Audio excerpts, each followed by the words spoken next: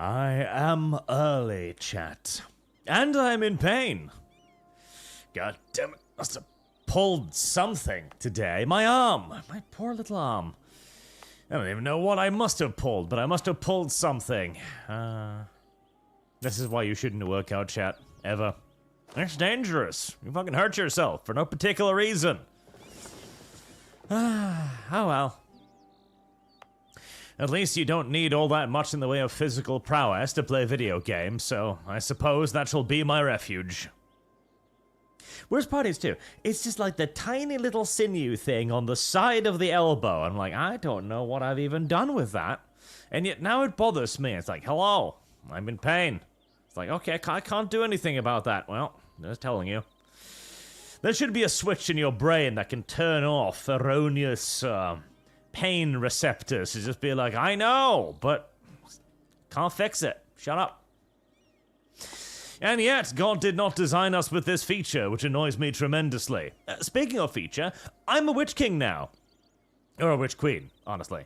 Yeah, I'm not particularly surprised. I mean, XENA is 229 years old at this point. She's like a legendary level necromancer and everything. She's pretty much declared open vampire rule in Corvuria at this point, so... I mean, becoming a Witch King, frankly, is really matter at that point. And hey, converting to the straight-up evil world-dominating I Am Mordor religion finally gave me enough religious unity to convert the rest of my nation so I can continue with the quest mission, so that's nice. Unite the folly. Corvuria rightfully extends well beyond the Godshield Mountains, primarily to the river systems to the south. The fact that hundreds of years have passed since the lands were damaged is irrelevant. Soon enough, it will once all again be Corvuria.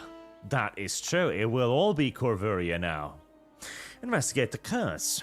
In the year 669, the southern half of the Qurubarid kingdom was flooded by the magic King Daravan in order to ensure the survival of the rest of the kingdom.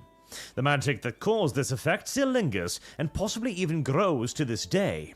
If we are to restore this land to functional use, then this lingering curse must be dealt with by the magic of today. Rebuild the river trade. Alright, so now they're going to check out what exactly is wrong, and then we'll do that. Right. Now, we do have a big old war on the offing as well, because we still have a lot more terrain we need to capture over here, and potentially a small rebellion to crush against our little march of Hammerbone up there. Hammerbone? Hambone? Oh. And Ravenmarsh is getting a little bit uppity because I forcibly converted their religion. I don't know why they're so upset about that. My religion is a frankly better religion in every way. It gives you bonuses and all kinds of stuff, but still, they get weirdly uppity. I really should sit on my arse for a while longer and allow my bad boy points to decrease yet further, but I think it is actually time to go to war against my eastern rivals now, as they've grown fairly sizable over the years. Also, brand new doggo. This bunch of people, mostly just because I want to eat them later on. That's about all, really. Yeah, I want to eat them. Pyrotechnics. Hail Archchrist, Munmun for Overlord raising hell. Right. I shall note that down once I remember where the hell I put that window.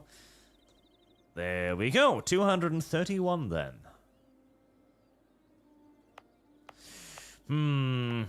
I might adjust that one down to 500, we'll see. I put it at 1,000 because it's a long game. And I remember that expansion sucked ass. I remember that expansion. Also, speaking of expansions, I've built, like, literally everything in my entire nation pretty much now, so, we're just building up an unfathomable quantity of cash in the back end now. That's pretty much all I'm doing. Right. I need to start conquering your shit. You do have, 898,000. Good Jesus Christ almighty. Right. Can I declare war on somebody else with slightly fewer allies? Nope. 898k. It's a lot of dudes. I have lost. Vernie Bepek.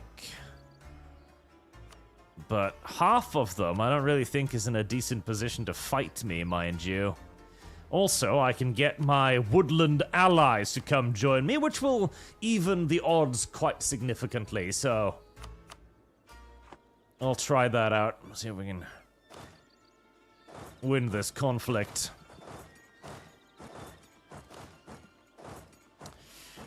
I might start by grabbing the woodland elves territory. Everything should be drilled more or less to perfection too now. The fleet. Will the fleet have anything to do? Possibly. Wait. Why do I have 4 random transport ships in this navy? That's an excellent question.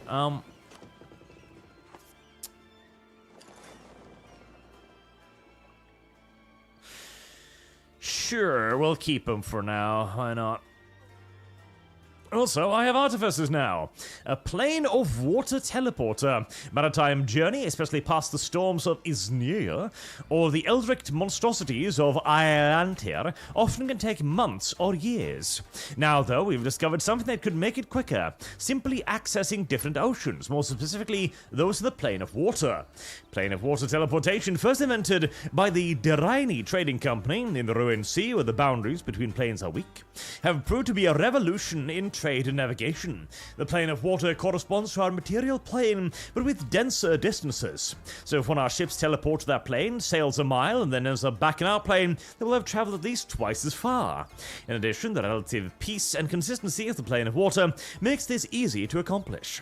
We must of course calculate our routes thoroughly beforehand, and must hope that our portals do not accidentally place us inside another ship, in front of an iceberg, or on top of a seaside cottage.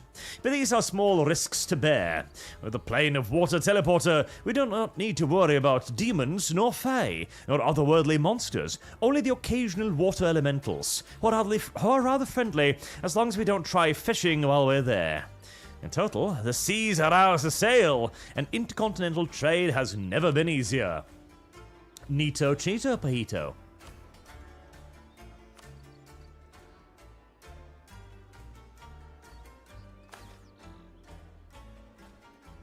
Yes, continue funding the happy people who make nice things. A box of holding, global tariffs plus 40, nice. Treasure fleet income plus 10. 1. Market Mender Victor II3, trade efficiency, British additional tax, that's pretty good too. Spark drive rifles.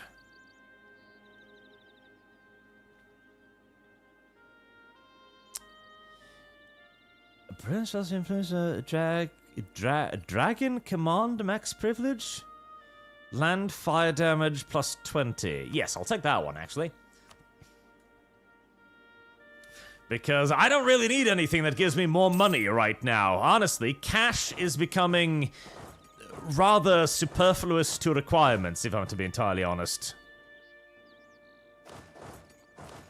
And we have long since arrived at the point where getting money is no longer really a primary concern.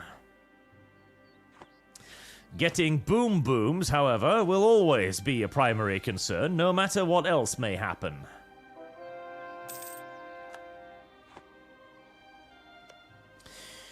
Ah, right.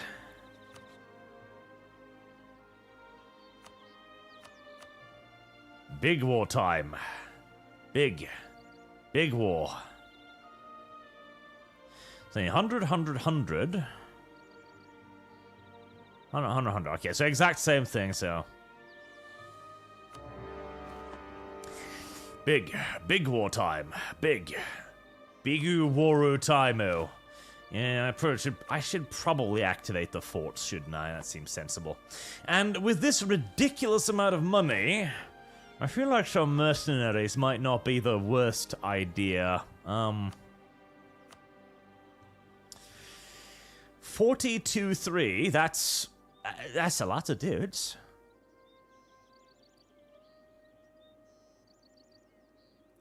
Exiled Rangers.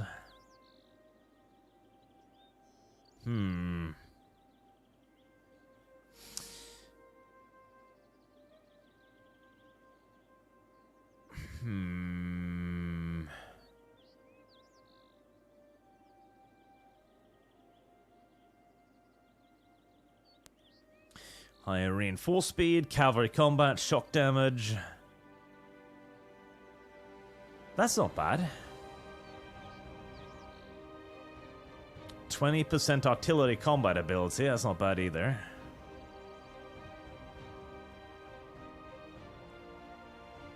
$1,000. God, they are not cheap, are they?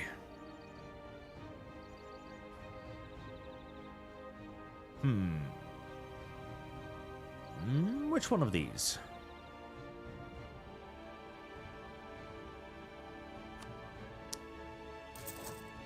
Those guys. Let's get those guys. Real Zartax. Black Doctrine is more of an extremist magical atheism religion than Mordor religion. Non-mages don't have rights. Gods are fake, kind of thing. Good. If you can't cast magic, what use are you, after all? Why should you be allowed to exist amongst all of the other happy subjects of our realms if you are a useless non-magic user? And if you want a Giga mission tree with super confusing mechanics, culture swaps to Ascanian from Black Demons once you finish Corvuria missions. I don't know if I want that. In fact, I think that sounds downright unappealing. Unless, okay, we should probably talk about Trumpalufagus's newest thing. So, I'm sure many of you have seen or heard some nonsense going on about the, was it Operation Warp Speed that he was kicking off now? Which one of you are my siege army, by the way? You're all the same size now, which is unfortunate. There you are. The Operation Warp Speed thing. That is a rather interesting little thing, I think, because you know Elon is not happy about that at all, as the Trumphalophagus is giving a lot of money to Sam Bankman-Fried of OpenAI. Now, you remember Elon was the one who gave OpenAI a lot of money to begin with. I don't remember how much, but it was a lot of money he gave them. And it was basically under the understanding that OpenAI would always remain an independent company, basically. That they wouldn't become a for-profit company, because Elon didn't want AI to start becoming a for-profit thing, for understandable reasons. And yet now, that wily old Trumphalophagus has decided to partner up with those exact same people for a project that seems designed to push AI into the realms of business. That is a rather intriguing change, don't you think, chat? Now, personally, I'm actually kind of excited about it, because you saw what the Trumphalophagus managed to do with the whole Operation Warp Speed thing. That was rather impressive, even if many of us ended up disagreeing with the way that the vaccine was implemented. The fact that he managed to get it pumped out as quickly as he did was very impressive. So, putting that kind of autistic nonsense towards OpenAI and AI in general could be very, very, very intriguing, I think. Alright, we've got a whole lot of armies going down to our ally here.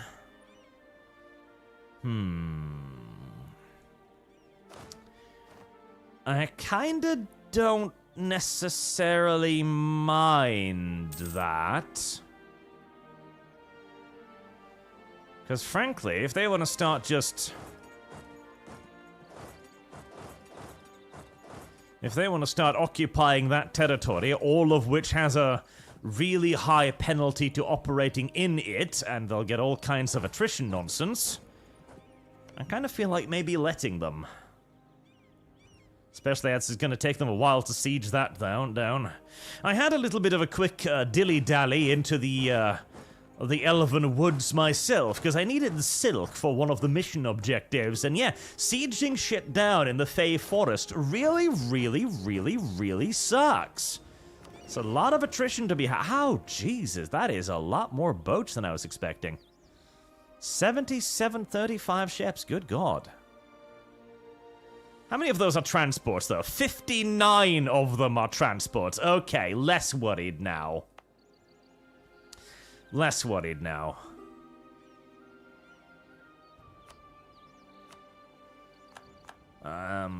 Sure, why not?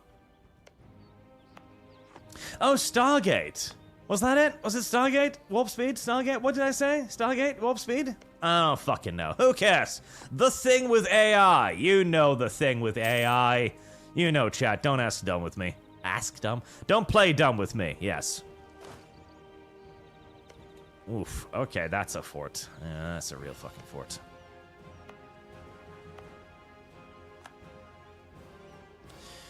Alright. Grab some terrain here. I'm kind of just going to leave the forest elves to fend for themselves, honestly, and I'm just going to try and siege down literally everything else. And start raiding and generally being mean to them. Although, 48,000, 10,000...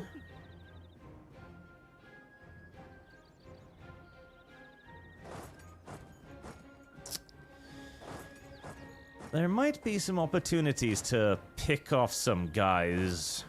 Some of their smaller armies here and there. Just so long as we make sure that we maintain enough dudes to respond to anything that could happen over here as well. I may not give a shit about my economy, because it's literally so big now it can't fail, but I'm sure they are not quite there yet. Oh. They're starting a naval war without me. Ah, damn it. Good job, dwarves, though. I wasn't expecting the dwarves to be, big naval warfare fighters, but apparently. Right. Join together the navies. No reason not to. Ooh. Don't worry, my little dwarfies. I shall come save you. Fear not. Man, we need a Total War games like this. I hate the fact that we haven't got a Total War game like this yet. I really do. And there's no reason why we can't. There is no reason why we can't have this be a Total War game. Seriously. There's no reason why this can't be a Total War game. I mean, we've already come up with so many ways to, like, make interesting, generative, like, 2D sprite stuff, for example. Ultimate General shows this many, many occasions. Ah, it's a nice victory. Oh. Where did you come from?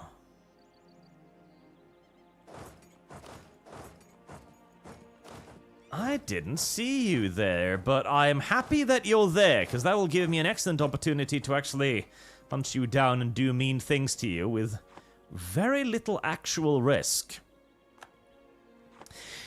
I think, genuinely, the GameSlab guys are our best opportunity to get, like, proper Total War on proper scale, you know? Victoria Total War, basically. Because they've been putting together the individual, like, elements of Victoria Total War. They've been working on things like the land combat. They've been working on stuff like ship combat. They're working on ironclads, of course, and Ultimate Admiral Dreadnoughts. Oh, hello there, fireboats. And they've been working on the campaign map in the American Civil War one. I genuinely think that they're probably moving towards making, like, Victoria Total War, and I am all there for that. Now, granted, I will also say that GameSlab has been a bit of a derpy-werpy company now for quite some time, not really quite managing to figure out what exactly they're doing, or, you know, finishing their fucking projects and so on. That being by far the biggest failure of GameSlab's, at the moment, incidentally. Their sheer inability and or unwillingness to actually just finish a goddamn video game. That is deeply, deeply upsetting. And I will never forgive them for it. Wait, am I at war with you? I am. Well, imagine that. Alright, well.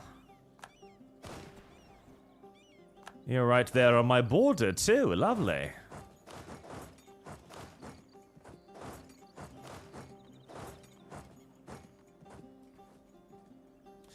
Yeah, we're gonna need to remain a little bit zoomed out here to keep an eye on what's actually going on. Right. Do make sure to repair all of our boats, and I don't really need these, so just sink them into the bottom of the ocean. I don't care about the handful of random ass transports. NJ Gamer, I heard that very poorly for a moment there. Art, I want to know about Inter-X ears. When it says large bat ears, is it real life large bat ears or different types of bats in Age of Sigmar? How the fuck should I know? If it's related to Age of Sigmar, I've probably been aggressively avoiding it for the entirety of its existence. I do like the idea of a realistic Batman, though. I wish we could have a realistic Batman, okay? So, some of you may remember, there was once a cartoon show called The Tick. Wait, am I not at war with you? I'm confused. Oh, I'm not at war with you. Okay. Oh, fuck am I at war with that?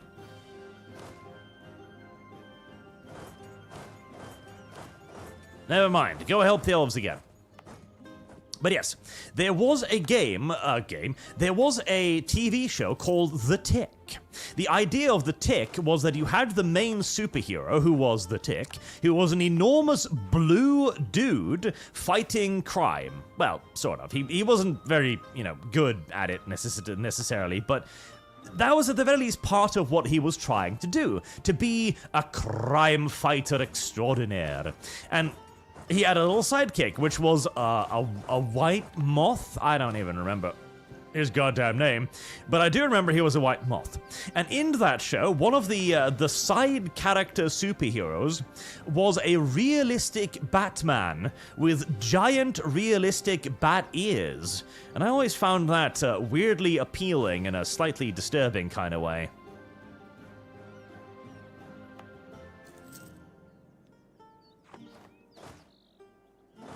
Alright, I should actually go down here and help the elves out a little bit. I don't know where the elves' army are, but they seem to have just kind of fucked off and died somewhere, I think.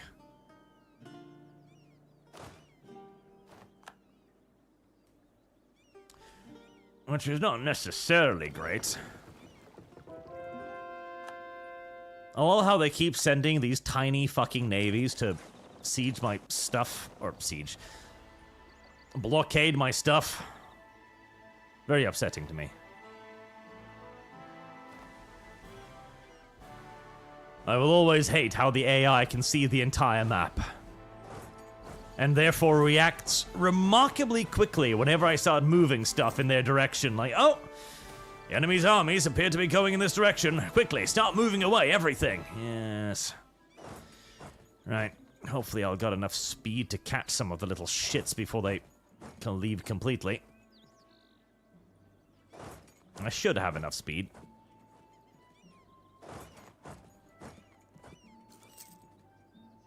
Get him.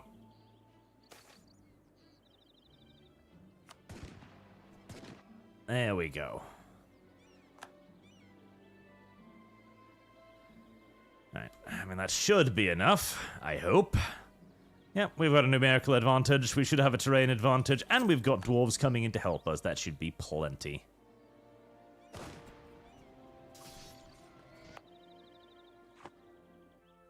Oh, no, dwarves, don't turn around. Why are you turning around? No, why? Well, it was plenty until the allies decided to be like, no. We don't need to help here. I swear to Jesus, the fucking companion AI seems to be primarily programmed to screw you over more so than anything else. It was plenty. Well, I still killed more of them than they killed of me, so it's not the worst thing ever, but that was a victory. Until the friendly AI decided to make it into a loss. Lovely.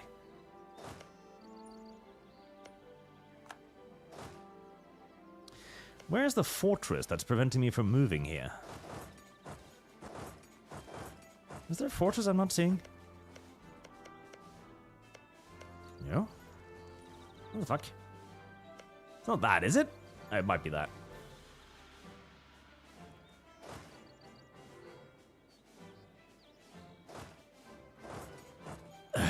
I can't really come help you. And the moment oh my god, the fucking AI.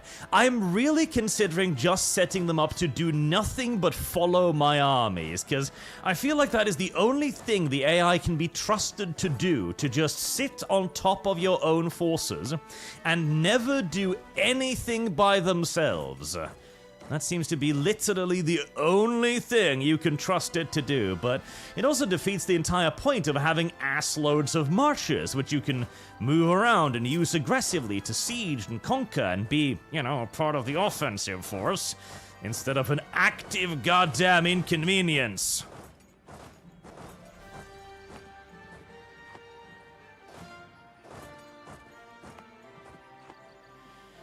At least that makes the enemy scatter out a little bit as well.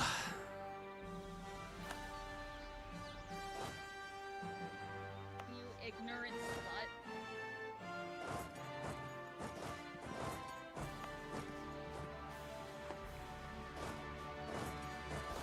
I might just need to sit all of my armies on top of one another again.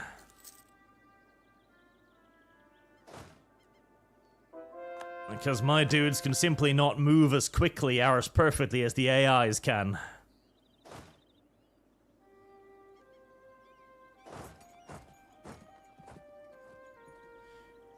Let's get that back.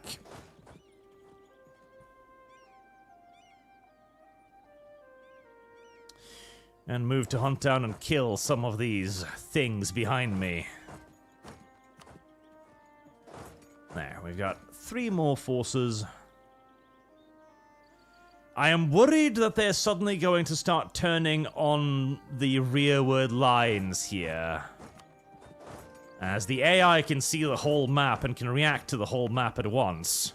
So, they might very easily just decide to switch forces northwards.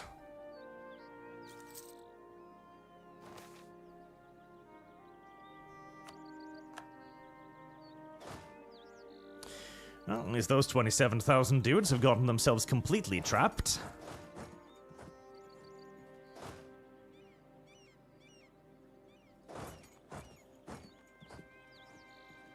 Crush, crush.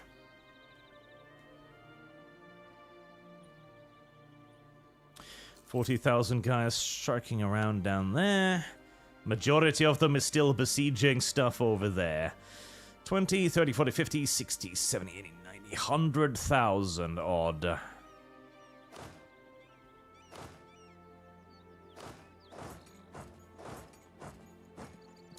Now, we'll just let those continue sieging that out.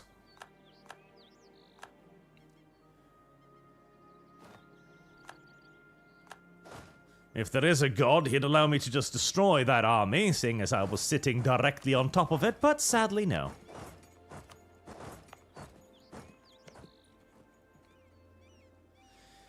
Ah, the cost of replenishing everything suddenly makes even my economy look like shit. I can only imagine how unfathomably broke the AI must be. Because you go from earning 100 ducats to being minus 100. Also, I should probably invest in that military technology for no other reason than because it will give me something new. Horse artillery, Morseed mortar. Offensive. Always offensive. Attack, attack, attack. Oh, what did I get attacked by? I got attacked over there, yes. Of course I did. Fire is the answer. Move to retaliate then.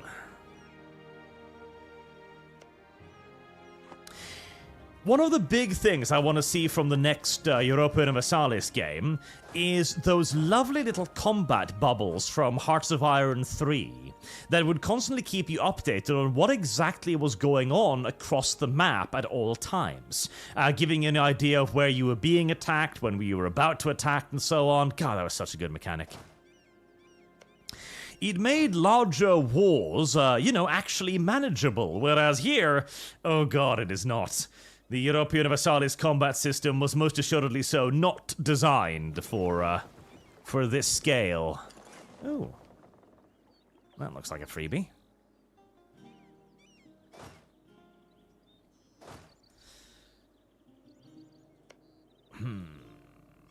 Kinda want to go and try and get their armies now, but it's going to give me a lot more casualties, which is going to cost another $5 bajillion zillion to recuperate.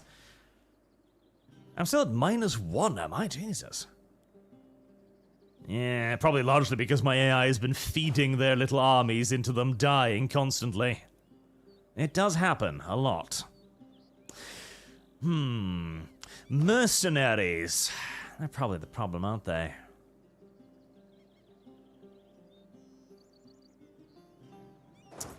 You'd probably get rid of the mercenaries. I regret hiring them now. They haven't really performed particularly well, and they cost so much more than they are ever worth by any stretch of the imagination.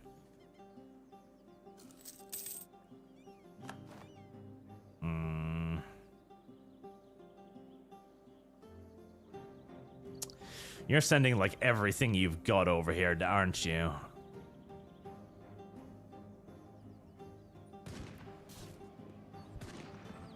Okay, we caught the rearward portions of a little retreating column there. Always nice.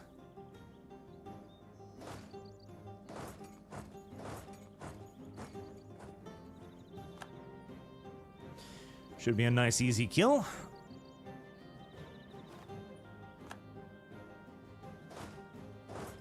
Well, should be, until the other 40,000 immediately reacted.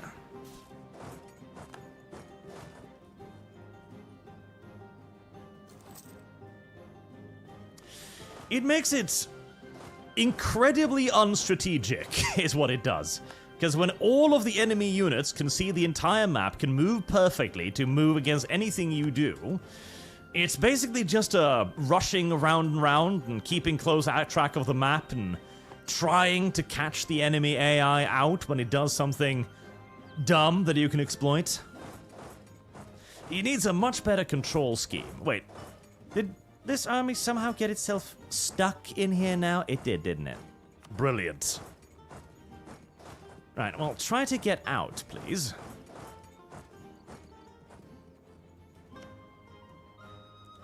As they're shifting back and forth between these two areas.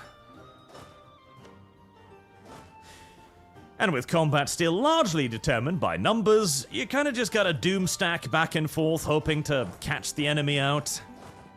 I want to see them honestly do more of a Hearts of Iron style combat system. Because I love the Hearts of Iron style combat system. It too has ample issues here and there, no doubt about it. But it feels much better when you've got organized front lines, rather than simply just gathering everything you can and sharking back and forth, hoping to catch the enemy out. At least now they've got locked-in movement. Oh god. The bad old days. The bad old days of non-locked movement. So now, if you're, I think it's halfway to the next province, you can't cancel the move anymore. I don't care about what are you whining about? That, whatever that is. I don't care.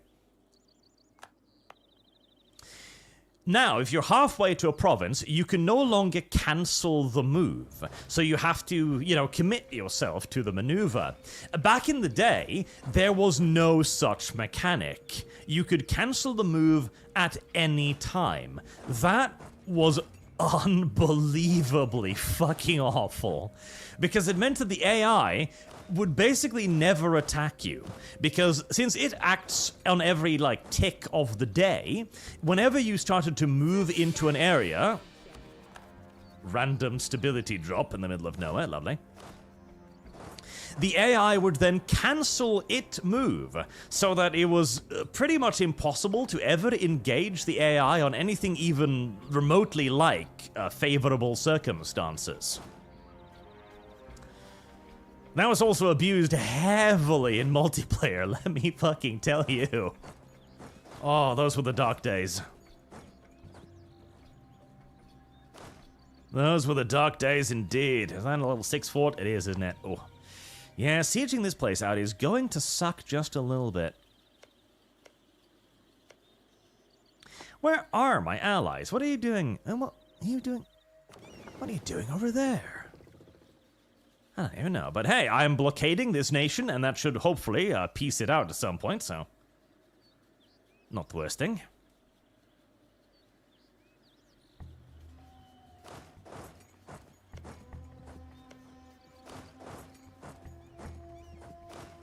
Right. Let's get you all up here. Start sieging out some of this nonsense. The Constitution, a new idea. Limes, yes, please. More tech, more tech. Purchase an ability. What do we got? Fort maintenance border, change rivalry cost, monthly devastation. That one's nice. Idea. I have no thoughts as to what idea would be good right now.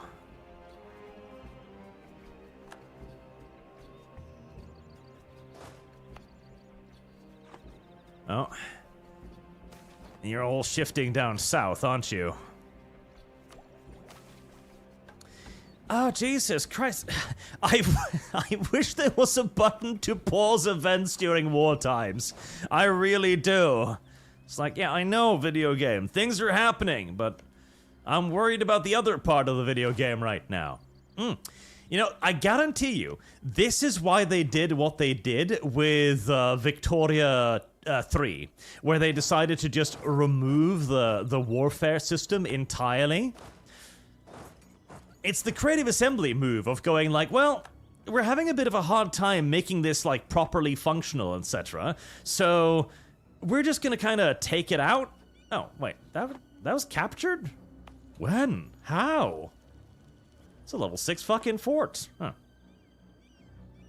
Oh, is that? And I should probably go repair you just in case, so I don't get ambushed by another massive navy somewhere.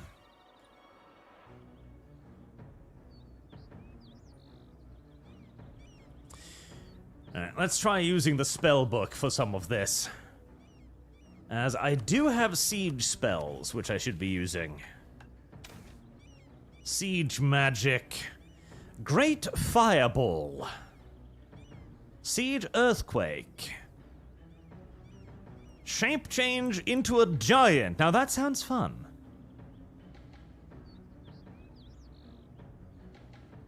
Meteor strike. Shape change into a dragon. That too sounds amusing.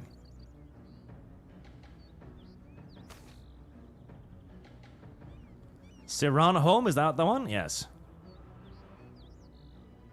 Magical infamy. Oh, who cares? Bomb it from the skies.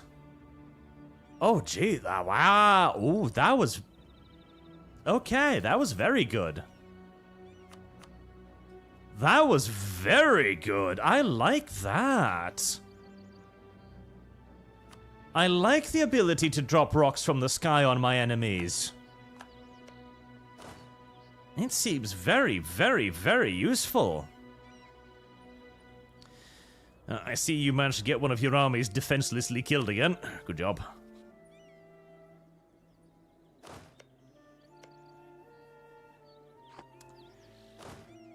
I very much so like the ability to drop giant rocks on my enemies.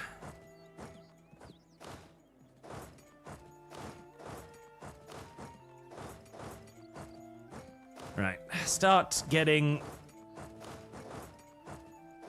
this awful place sieged down. The attrition there alone is gonna suck some serious ass. Sieging our provinces. I don't think that one counts, no. Spend a month in dry dock. Just get yourself repaired a little bit. Actually, you're gonna need to spend more than a month. You are beat to shit. Okay. Fine. Magical infamy gain. What is magical infamy? Is somebody gonna be upset at me for using my magic for warfaring purposes? I think I don't know. I think I don't care about those people. I think I'm gonna cast more siege magic. Earthquake? Medium amount. Okay, so making giant rocks fall from the sky, that makes people not like you very much. Merely making the ground shake a lot, break apart, and swallow entire fortifications? Meh. That's a Sunday. Fair enough. You're not trying to blockade me or anything, are you? No, good.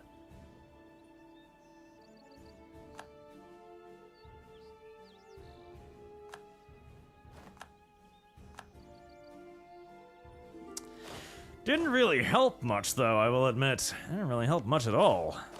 Is that a level 6... level 7 fort? Okay, Jesus. That seems a bit much.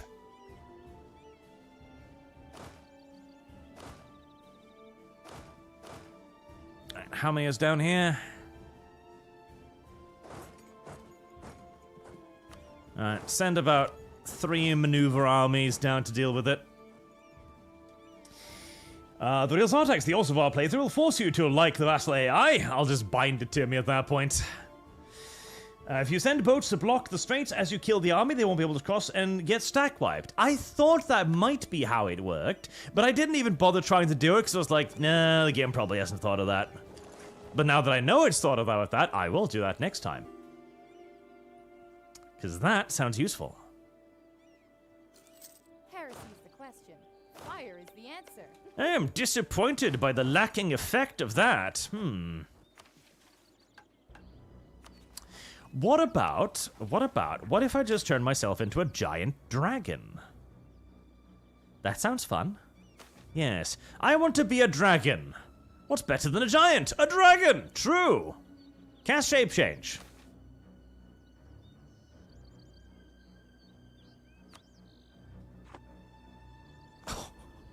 Oh, I am liking this magic stuff right now.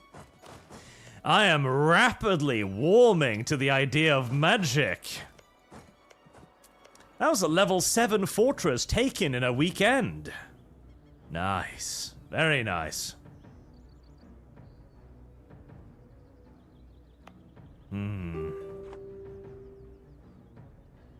A peace offer from Sally Miner. Forced to give current everything income. Each month pay for war. Purchase of 10 years. Some pay 3/3 crown to his allies. Sally Miner. Oh, the elves. Not yet. I'm gonna ravage some more of your provinces first, if you don't mind. Then we can have peace, you and I. That'll take about 40,000 troops off the board.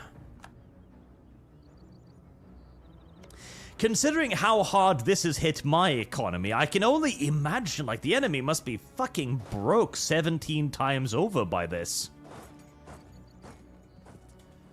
Like, if this is hurting my 100 ducats a day income, it must be fucking crippling to the AI.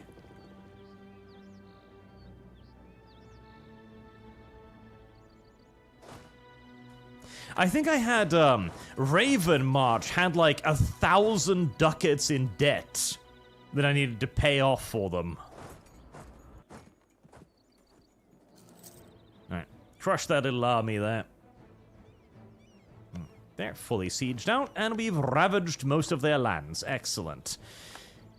Kill a few more of their women and children, and then we can peace them out.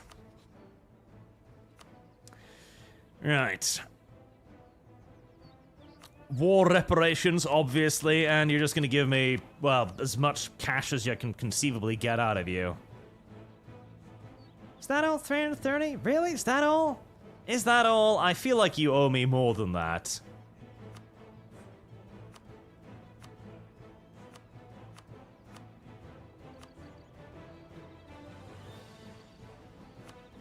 Yeah, cancel your alliance with those little shit. And pillage their capital too. Fuck them.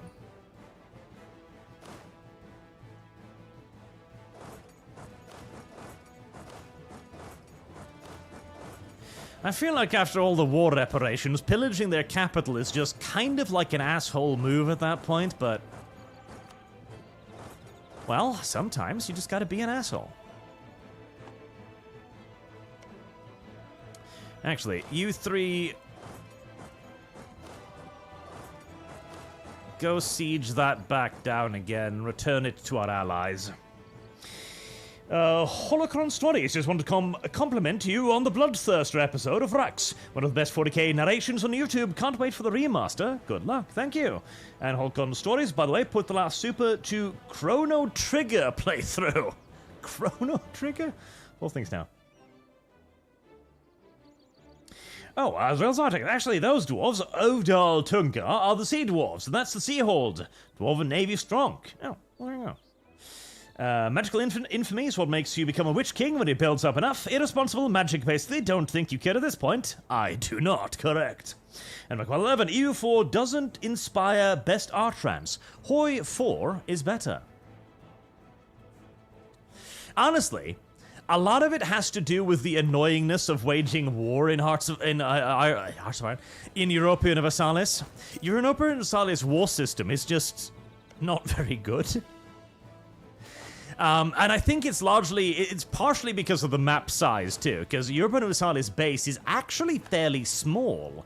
I mean, this map is, I would guess, probably like 10 times the size of Europa Universalis. At least Europe, where most of the, fighting happens. What happens now? What? Where? What? Where? I should have clicked the where button instead of clicking away. That was silly. Also, I need to note that down. But back to goddamn Operation Warp Speed. No, Stargates. There you go. Because I do want to talk more about that, because there's a lot of interesting implications going on there. So, already, Elon has demonstrated that Elon is not happy, and I know why, because again, this is Trump cozying up with, I wouldn't say one of Elon's competitors necessarily, more like ancient arch enemy, if anything. Oh. Did you piece them out? Did you? You got pieced, you little fucking traitorous cockwaffles. And I was just coming to help you, too.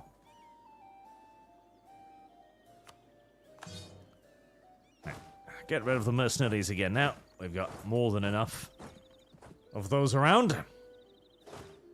The moment I start moving, the enemy AI starts leaving. Yes.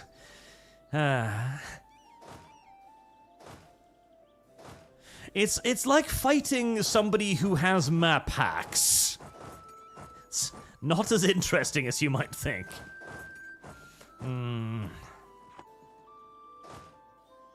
Well, I might as well try and take that back, I suppose. Even though it's going to take absolutely forever to do so.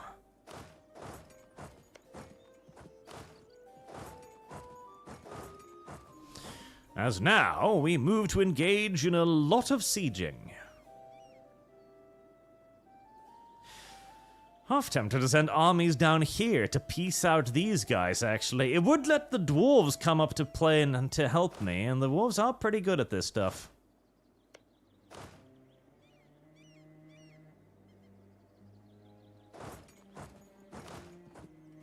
You know what? That might not be the worst idea.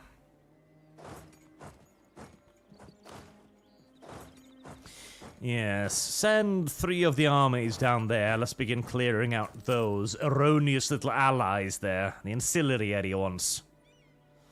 Whilst I remain zoomed out in the hope of catching whenever the enemy sends their stacks towards me.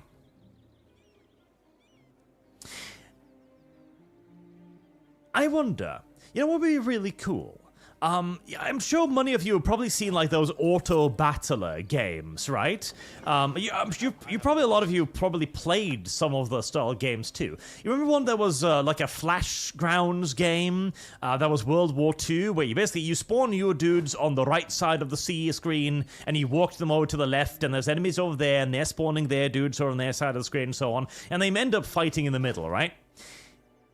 Honestly, a combat system like that would work sort of kind of good for a game like this, where you have both of the armies be placed down on the map, and obviously you set up like their tactics and strategies and their formations and deployment before contact, and then they simply fight the battle more or less automatically.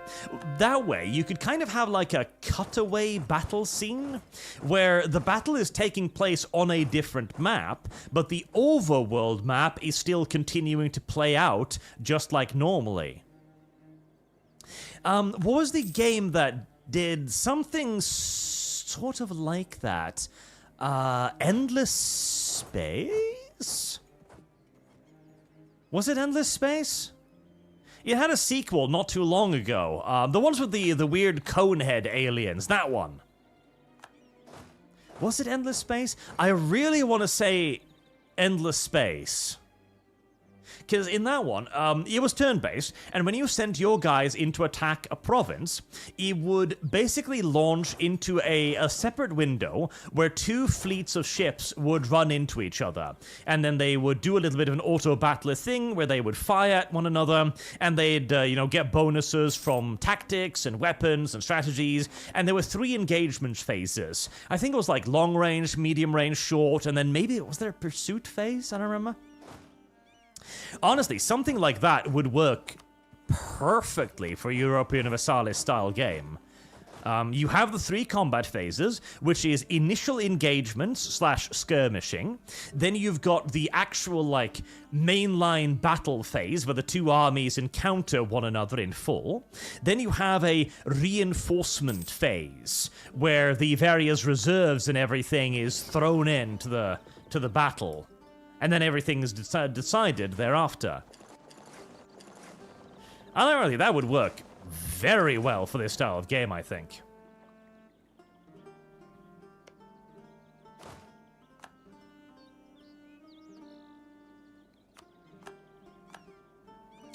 I think that would work very, very, very well.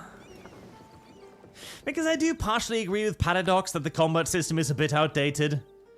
But Victoria 2 is not the answer either, by any stretch of the imagination. Like, hey, let's just remove the entire mechanic. No, update it.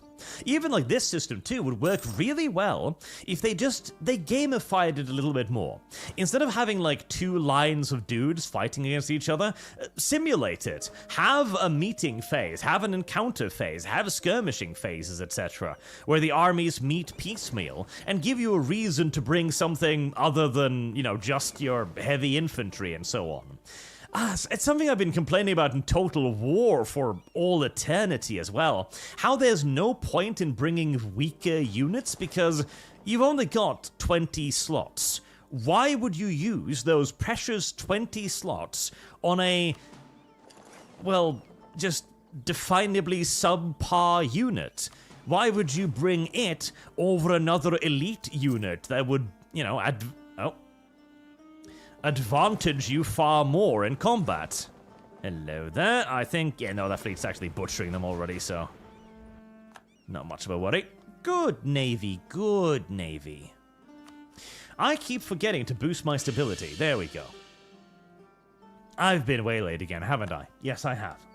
Real Sartex, the air doesn't have map hacks actually, but they have a slightly longer vision range. So they have map hacks. Well, yes, kind of.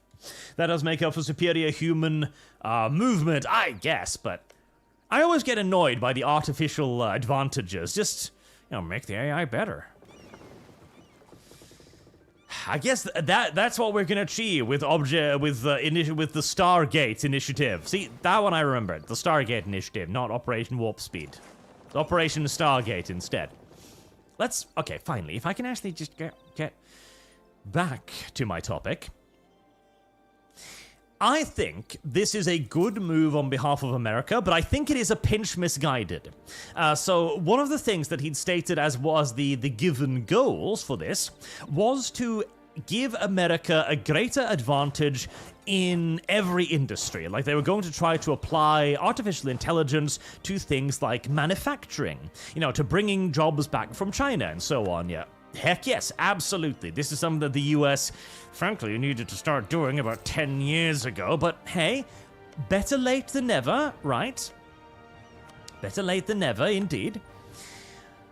But you don't need AI for that. Like, we already have so many automation solutions across the world. We already have robots. We already have collaborative robots. We already have industrial robots. We've got robots that are easy to program. We've got robots that are hard to program. We've got robots with incredibly high precision and tolerances. We've got robots that... Oh, hello there. Are you attacked? Oh yeah, you're gonna slow it. Never mind.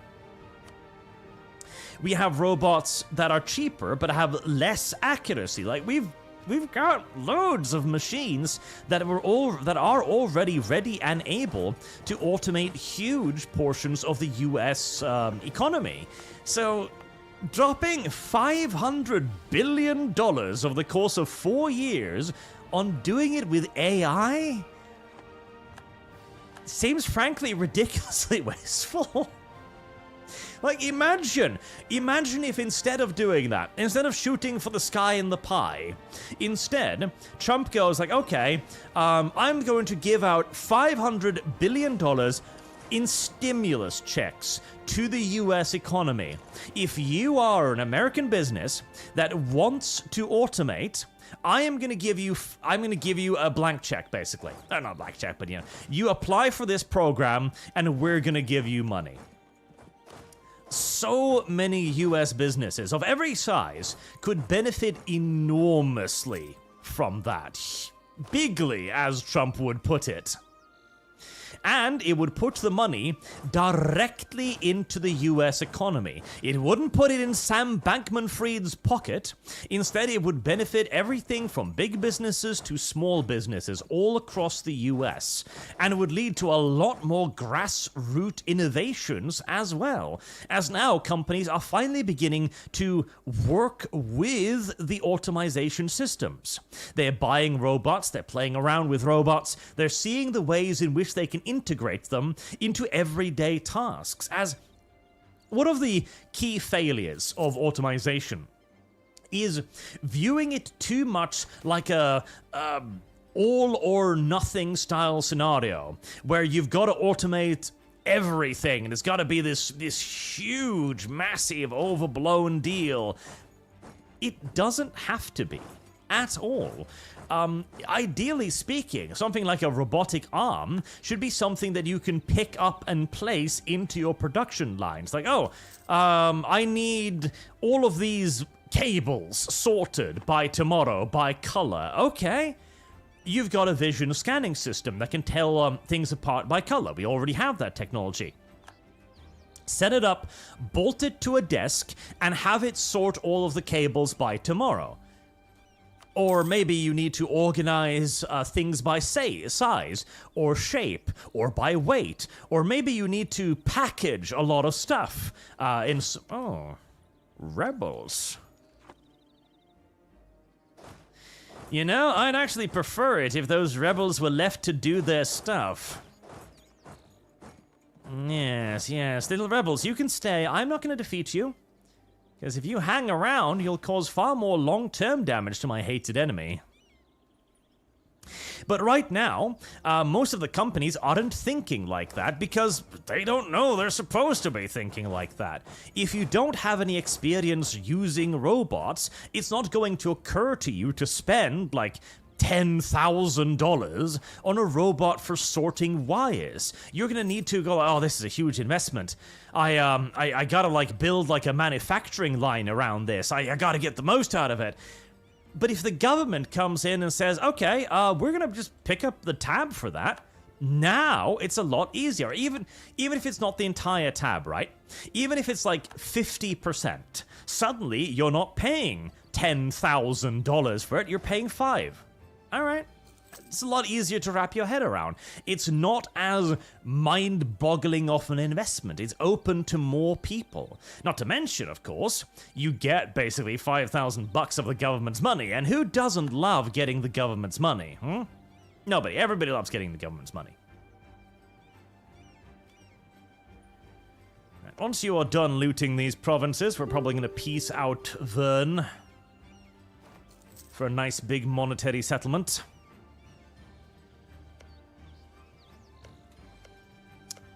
Oh, yes, yes. Many rebels. Siege their shit. Take from them everything. I suppose I should go over there and fight that, but honestly, it feels like a waste of manpower at this point.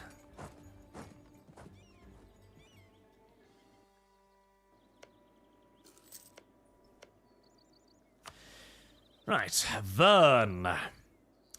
I think you understand, but the peace treaty is going to be rather harsh, I'm afraid.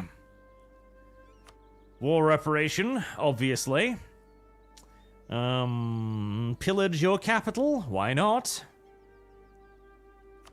All of your money? Oh, damn. Definitely.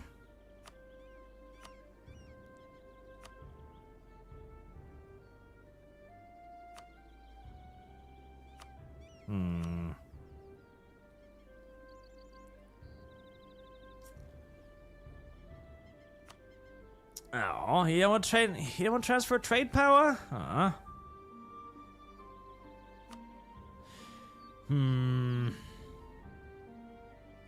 Fine.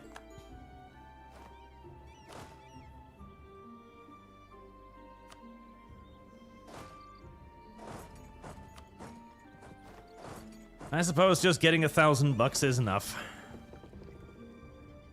And allowing me to bring the fleet back to port.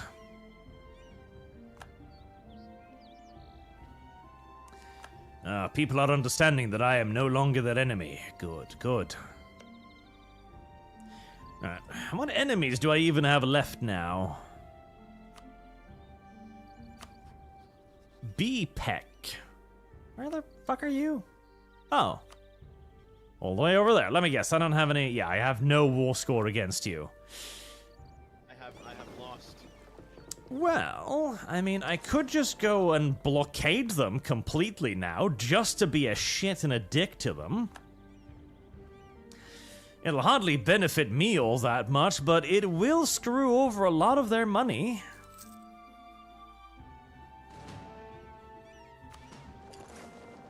Why shouldn't I?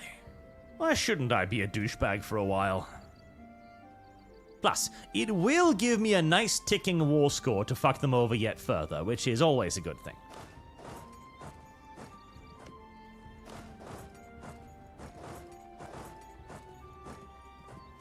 My manpower pool has barely fallen to half. Very nice.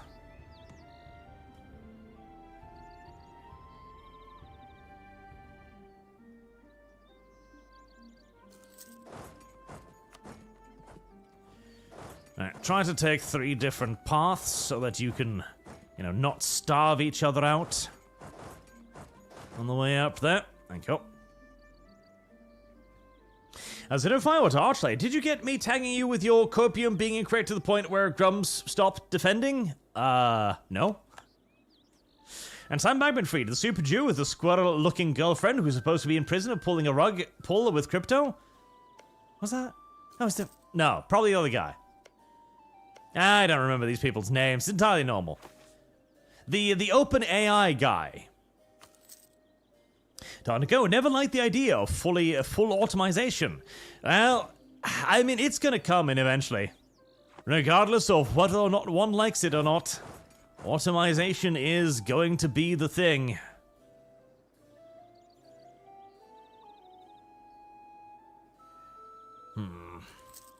I guess I have to go and actually fight these, but I don't really want to. Seems like a waste of manpower when I could just besiege them.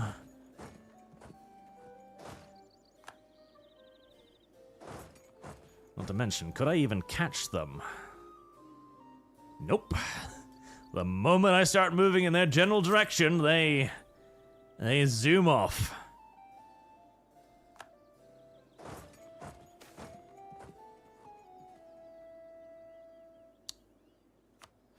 Prestige. Prestige is good. And the eccentric bread. No slot bots from Norway. Stargate is for making AGI. General intelligence?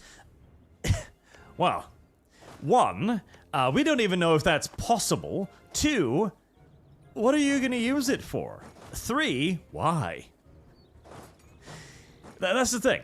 If you're going to make a general intelligence, you've got to ask yourself what you're going to actually apply it for. Is it going to be for strategic matters? In other words, you are going to try and make a military AI, in which case I ask you to reconsider. For obvious reasons. Goblin cartel? And not to mention as well, again, we don't even know if this is a thing that we can do yet. And spending $500 billion on it, I don't know if that's going to do it either.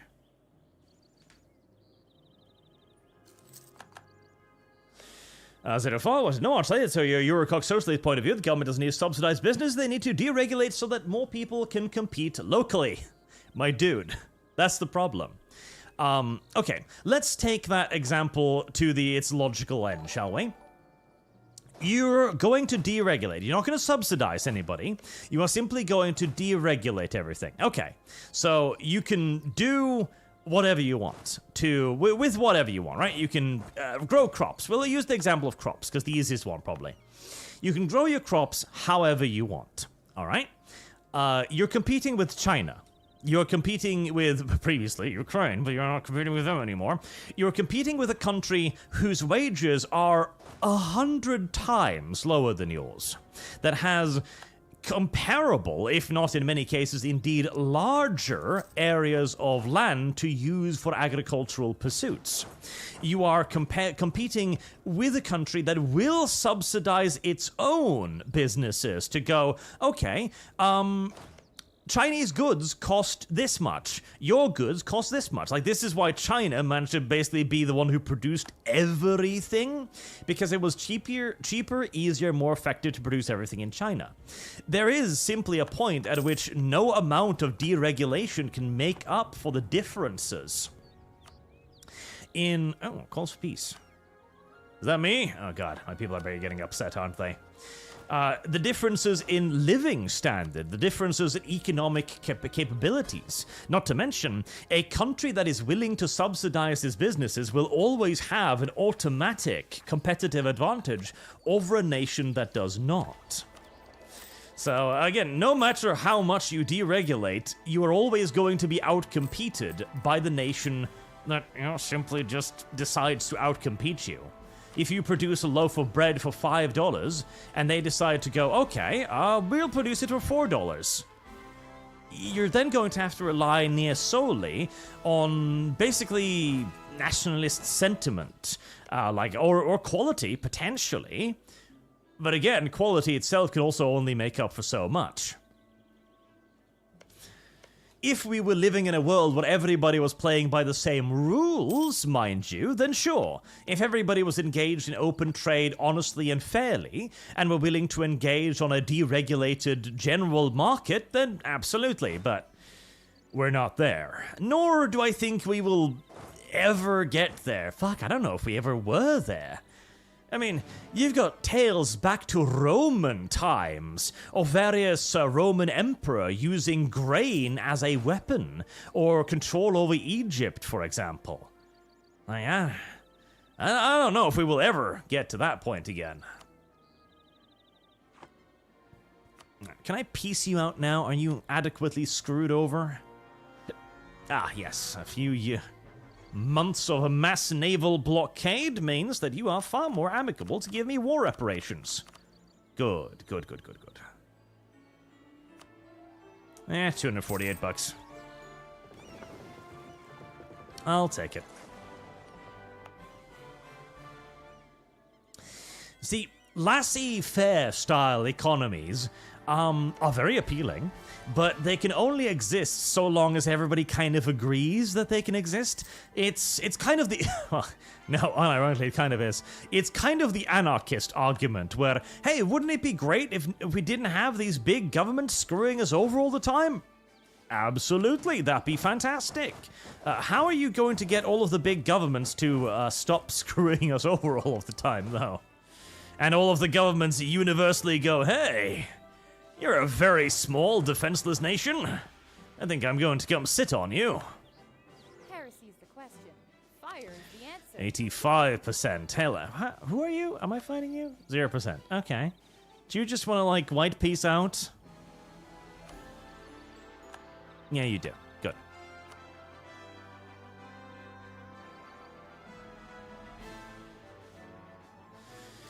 My war exhaustion. How on God's good earth is my war exhaustion higher than his? Oh, maybe he just hasn't been fighting as many battles, I suppose.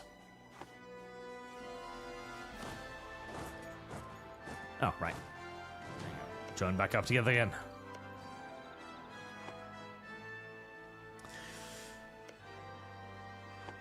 Oh, I see Chad is upset. What is she upset about? Brian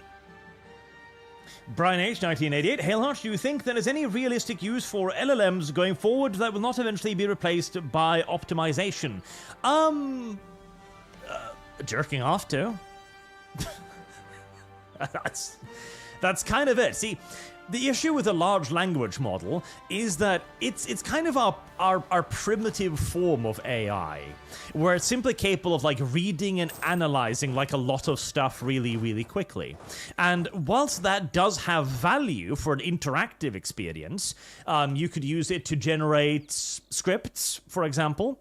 You could use it for everybody's favorite, the AI girlfriend, definitely. Why are you attacking that? Oh, you're beating them somehow. Good job, but I'd rather you leave the rebels alone so they can continue to ruin this guy's nations for eternity, but apparently we're not going to do that, which is upsetting. Right, navies, you can join back up together now. Separate out the trade ships. Get them repaired. Separate out the silly little transport ships. Sink them to the bottom of the ocean. And we can mothball that fleet now.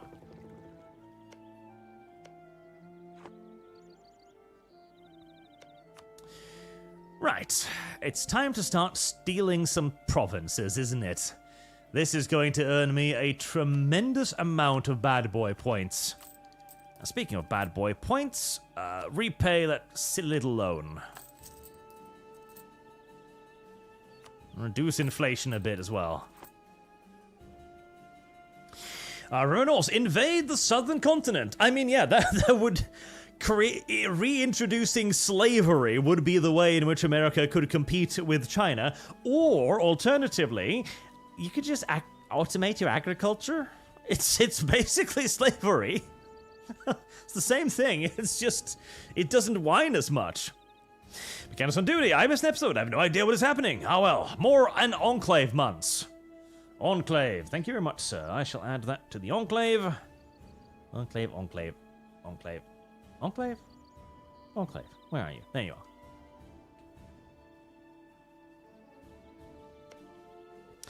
And Deans, the problem is the idea that all markets are the same, and that robotics and medicine are just as easy for a competitor to enter as the fruit industry.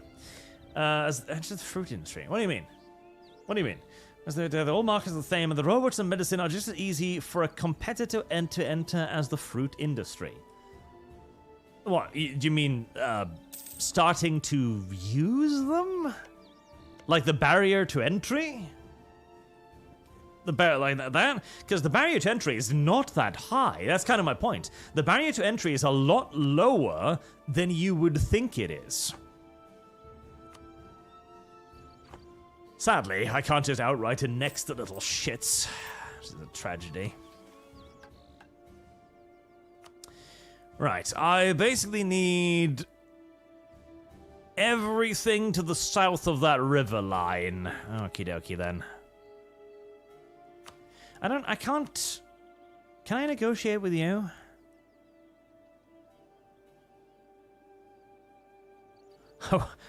Rosunda will end their orcish purges. No, no, no, no. Don't worry about that. I'm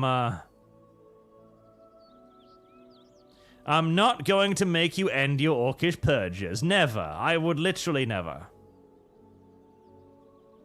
Never in a million years would I ever demand so silly as to make you give up purging orcs. Of course not. I, too, enjoy it. Because Kimura cannot make it a core. Wait, what?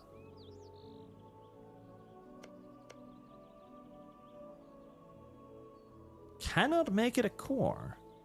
Interesting. Can this area not be cored whatsoever?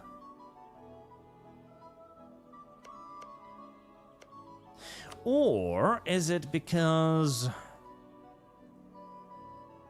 I just need something next to it. Okay, right. Makes sense. Merely negotiating for themselves. Right, let's get them to give over their sweet little nothings here. A coalition will form against you. Yes, yes. I know. Trust me, I know. It's gonna cost me a lot of bad boy points. But hey. Ah, of course. A vassal cannot sign a peace treaty. Duh.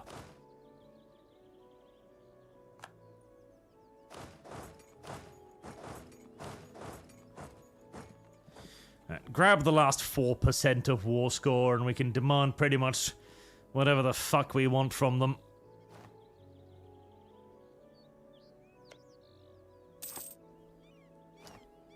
Is my dumb little dog going to get himself killed again? He is, isn't he? Yes, yes he is. How can my subjects be this bad at warfare?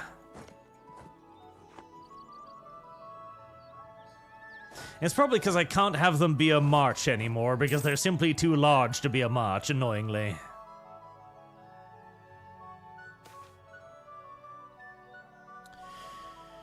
Shroudfoot. Yeah, that one.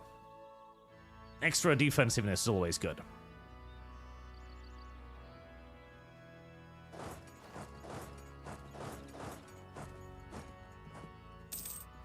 There. I've dealt with your enemies for you. Instances like these really should decrease a subject's liberty desire. They really should be like, wow, we literally can't defend ourselves even from roaming fucking bandits practically. We really should not be independent, ever. Because they shouldn't. It's the same argument against many little dumb nations in Europe who want independence from their larger parent companies. Like, the northern province of Spain, for example. Like, we want to not be a part of Spain. Like, you people will be tiny by yourselves. What are you going to do with your, like, 20,000 inhabitants? Safa is the answer. They will still need much larger investment capital. I'm still confused. Because, no, the investment capital is definitely a part of it. But, again... Seeing as the US is currently going to flush $500 billion down the drain on the sky in the pie idea of creating Skynet, I think they've got enough money to subsidize some development inside of their own nation for something that might actually give tangible benefits in the short term, in the immediate term. I guess... maybe that was what the OpenAI guy was kind of telling Trump about, that they were actually really close to getting an AI breakthrough, and all they needed was $500 billion of US taxpayer money. Maybe. I can kind of hear the sound of hands rubbing together. If you give me $500 billion, Trump, I will give you robot waifus. He decides that Melania is not quite as firm as she used to be. Wants to trade her out for a newer model. Literally, a newer model in this case. Right, everything south of the river. Want it. All of it. I hate how little territory you can take now. I enjoyed painting the map before they added in all of the fucking random ass requirements and breaks on you being able to paint more of the map. Like, no. You can only claim so much, which means you need to disassemble a nation in like 15 wars, whilst all the time everybody else hates you more and more, forcing you to sit on your fucking ass for extended periods of time. Oh, well, at least they can give me some money.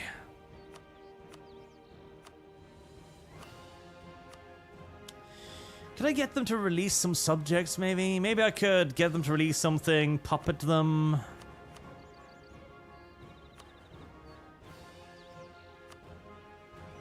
That would be Corinthar.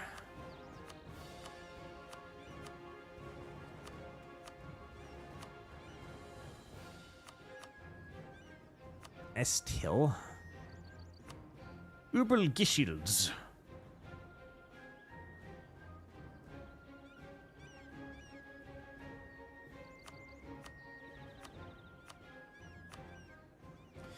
Alright. Get them to release that, maybe? Yeah, but then I can only grab like 3 provinces. There. Shift 0. I can only grab 4 provinces, but I might be able to integrate these later. If I can get them to be a vassal, that is. Which is a question.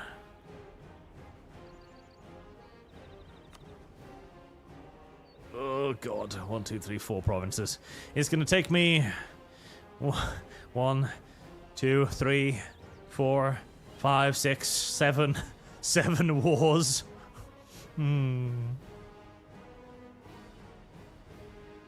How many diplomatic relationships do I have? 5 out of 6. Okay. We'll go with that.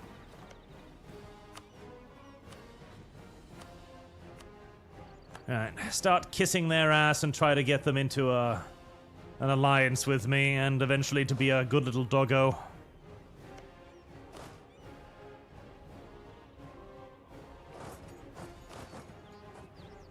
The armies may now return home.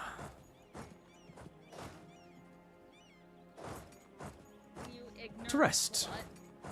And recuperate for a short period of time until the next major war kicks off. Although it could be a while with all of the bad boy points built up. Yep, start converting.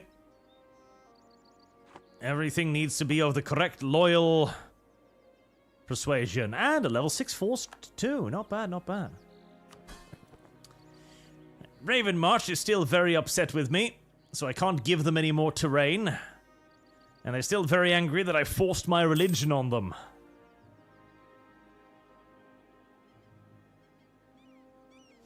They'll calm down eventually, I think. Hope.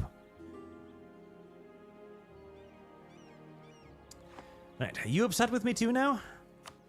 Well, very upset with me. Why are you being complainy, huh? Speaking of complaining, can I eat you? How long until I can just eat you?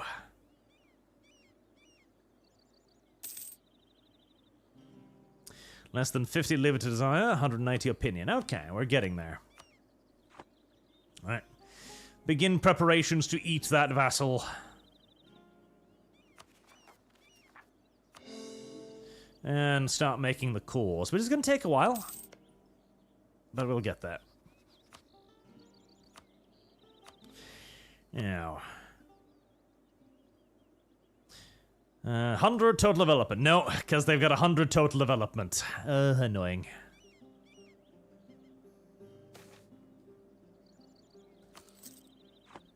Right, in that case, fuck it. I'm just gonna need to conquer them then, because there's no other decent way of doing it.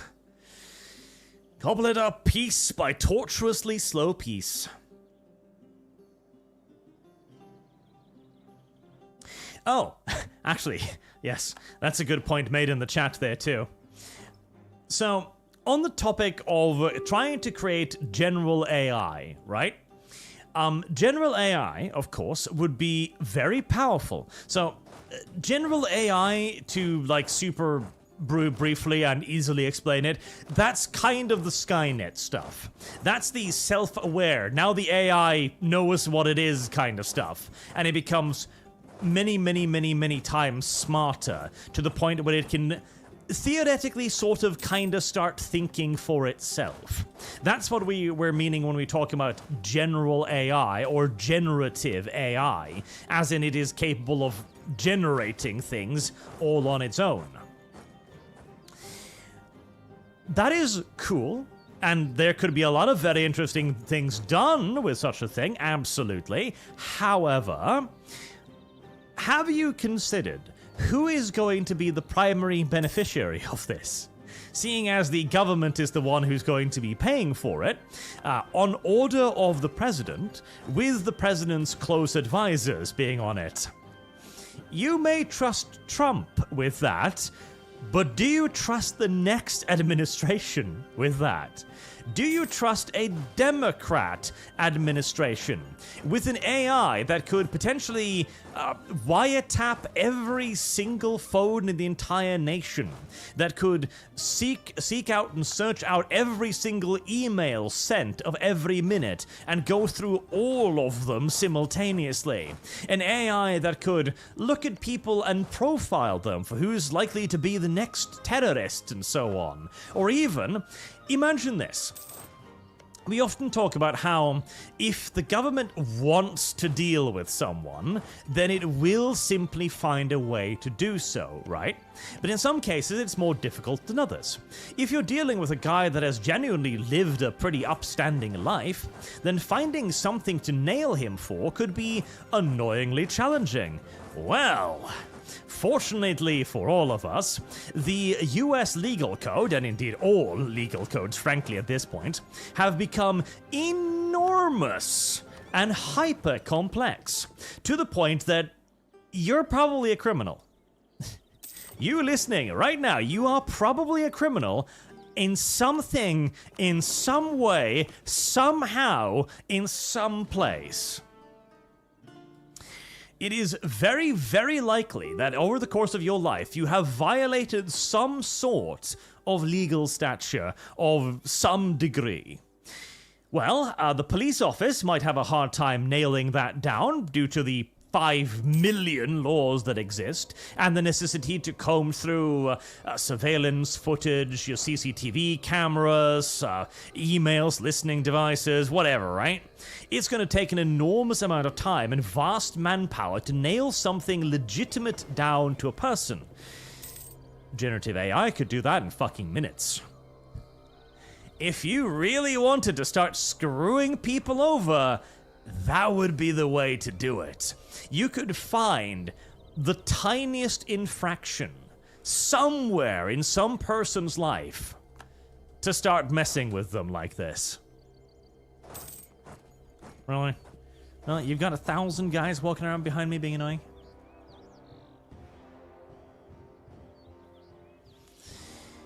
And then all that, remains is finding a judge willing to prosecute, and,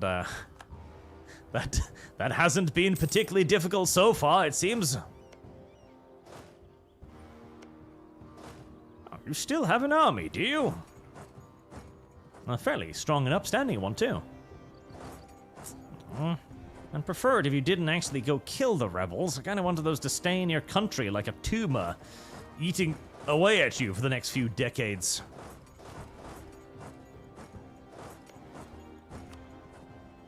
Alright, I suppose it's time for peace again. No vassals this time, just as much territory as I can conceivably get. Sure, that's going to give me about 5 million bad boy points, but... c'est la vie.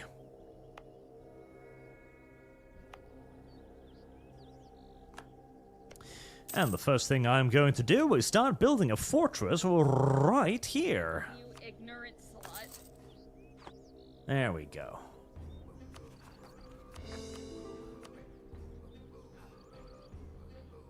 Many, many bad boy points have been earned this day. Your max relations Disloyal, huh? You filthy shit.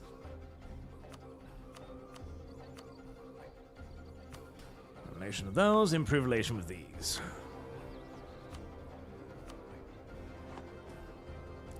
I'll simply need to grow larger still. Esmerilia. Esmerilia.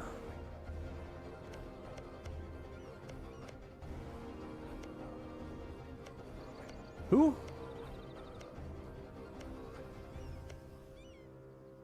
I don't even know. Alright, start improving relations with those, because they are fairly large, so I'd rather they didn't join any silly military alliances against me if at all possible. Urion Redder, and the wolf and the wood elf people.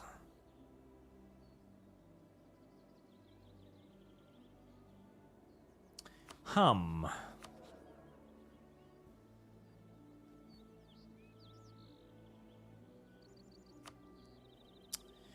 You know what? That would not be a terrible idea. To start fixing my diplomatic relationship. Just a little bit.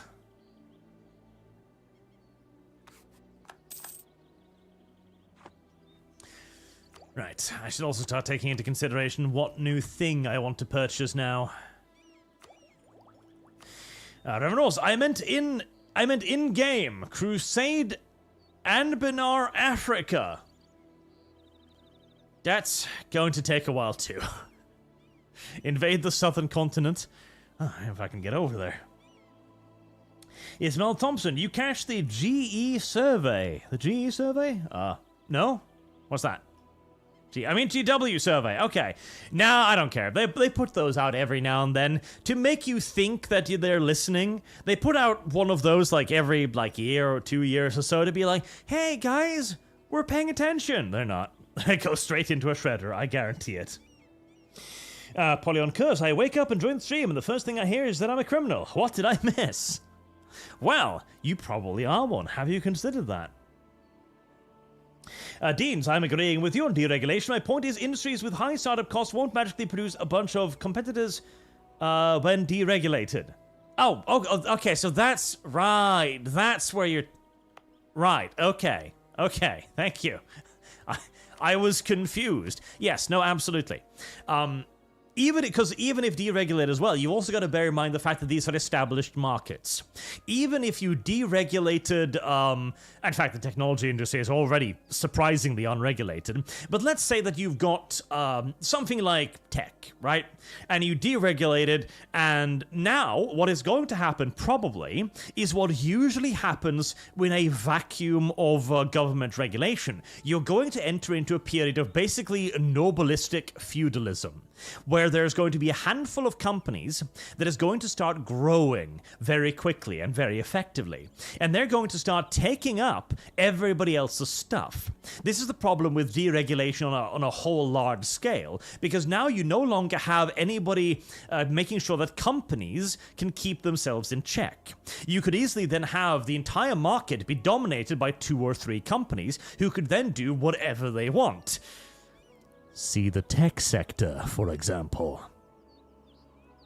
And this could then in turn mean that they could do whatever they want to the consumer. Because you might then argue, oh, but the consumers would stop them. Like, if they simply just start increasing prices crazily, then eventually people won't purchase their products.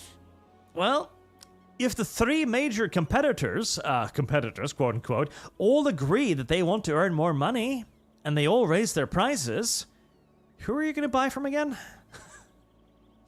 Who are you going to buy from that they're not simply going to bully out of business? Yes, I am staunchly pro-regulation. The only problem is that it tends to get out of hand. Anyways, what am I going to put my thing in now?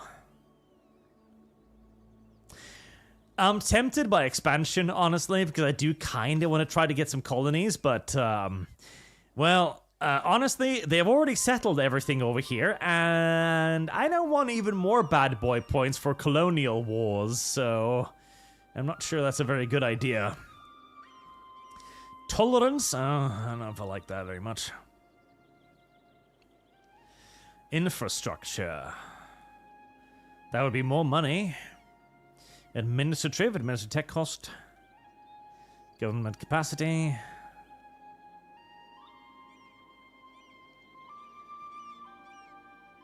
Service guarantee. Core creation cost is kind of good. Economy would always be sort of nice. And land maintenance modifier would be a big deal. It would give me another merchant too, which would be really nice.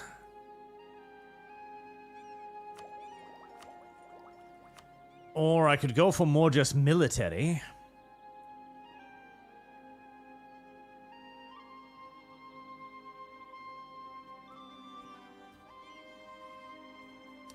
I don't know really which.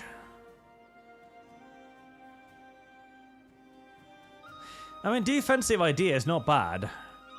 Especially if I need to do more bigger wars against other nations. I can make my fortresses into absolute soak points for just devouring the enemy's manpower.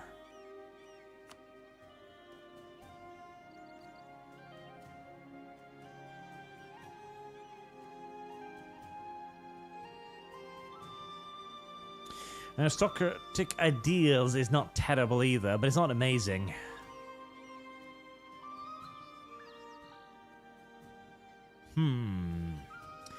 I really don't know.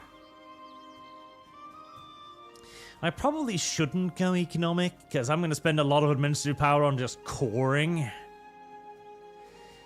Trade is not a terrible idea, because I am earning a lot of money from trade right now. Lot of money from trade right now, and I could be earning a lot more money on trade.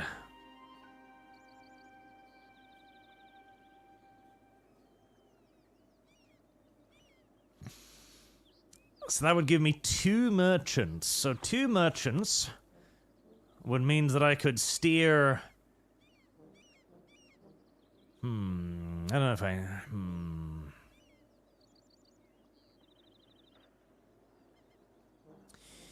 I don't know if I could really benefit that much more from 2 merchants, honestly. I'm already steering a lot of trade power into my lovely little trade point here. I could steer some more here, I guess. That would give me another decent amount of money. Maybe steering some more here, too, into that and from that. But is money really what I want at this point? You ignorant slut. I feel like I'm already earning a lot of money. I don't know if cash is really what I desire. And I'm already getting more territory too. The real syntax. Mouse over admin text and you can see the policies. Admin is extremely strong, especially combined with influence. Purchase ideas.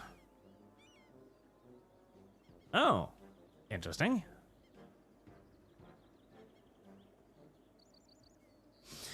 Administrative advisor, possible advisor 1 is that's kind of a big deal, yeah.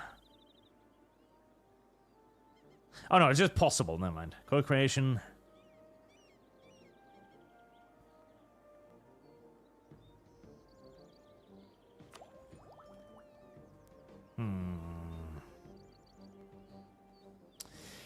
Yeah, purchasing ideas is kind of nice.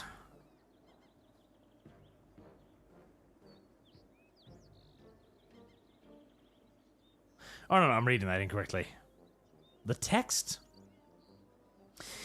Over admin text. Ah, there you go. Income from vassals. Ah, vassals, I see.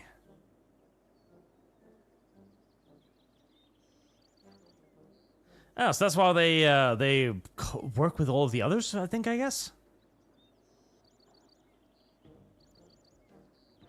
Ah, policies. Right, lots of policies.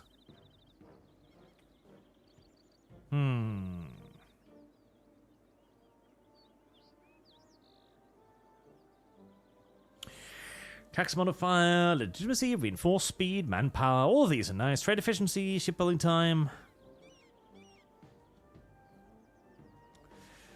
I don't know. I'm kind of leaning towards defensive idea. Or maybe quantity.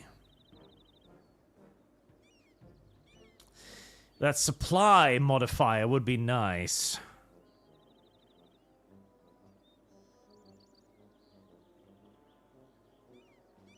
I can't make up my mind. I can't make up my goddamn mind. Am I ahead of Milchdeck 22? I'm not super far ahead. Because it would be great for a later war. Just having them attack me and let them bleed themselves out in a couple of fortresses. It'd probably cost them tens of thousands of dudes just attacking me. Probably hundreds. If I hold on for long enough. But it doesn't give me anything offensive. God. But the decreased coring cost is really nice, though. Ugh, well. Fuck it. I'm going to go for administrative. I'm going to go for administrative now, and I'll do defensive next. I'm going to have to sit on my ass for a few decades anyway, so as my bad boy points begin to decrease. And the next one is not that far away. Separation of powers.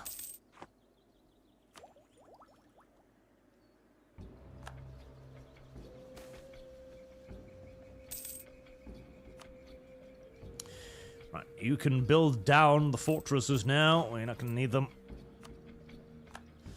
Mothball the forts. Insults the clergy? Well, don't do that. I like the clergy. They're the ones converting all of my stuff.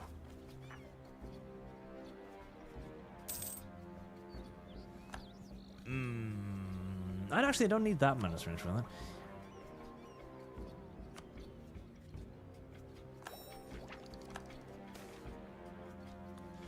Half-orcish minority grows. Oh no. The rape baby population increases yet again. I don't know how to feel about that. I don't like the idea of the number of rape babies increasing yet more rapidly. It's not a good thing. It's a bad thing.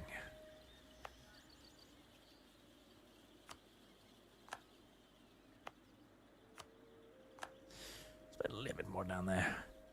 More defense, more effective, right.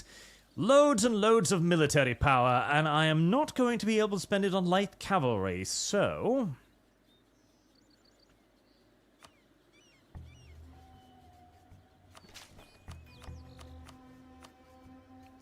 spend it to increase manpower. There.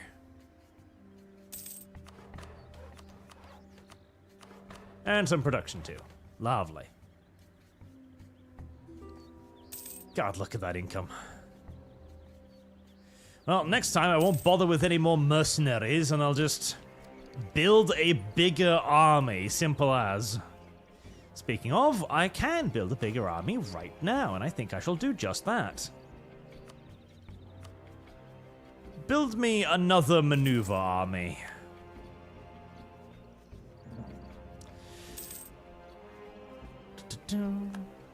What, Rumble? Your source of one, two, the go to known as business. I read that one, didn't I? Yeah. I see 3 on Rumble. Yeah, I think I read that one. Doesn't need to subsidize business, just needs to deregulate, which I do disagree with, by the way. Regulation is good for you. We need regulations. It's just that sometimes we regulate a bit too much. That's the only problem. Mostly, regulations are lovely. It's just, you know.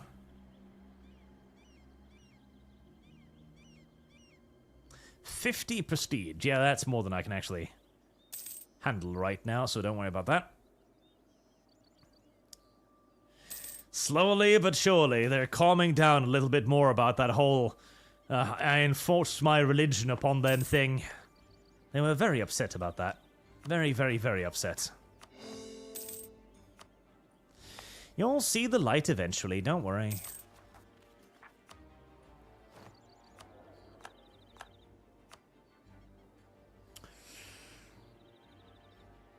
Ah, maintenance modifier. Perfect. You're only 1 point, which is a little bit sucky, but that's fine.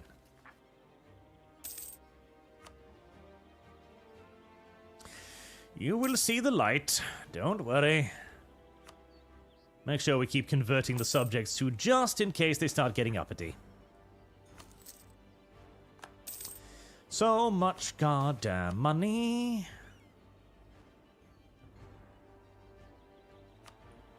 Can I even... Ooh, stock exchange. Oh. Fuck it, why not? There you go. And so we start building stock exchanges across half the nation. Because more money! Rebels? Oh no, 17,000 goblins might attack me. How terrifying.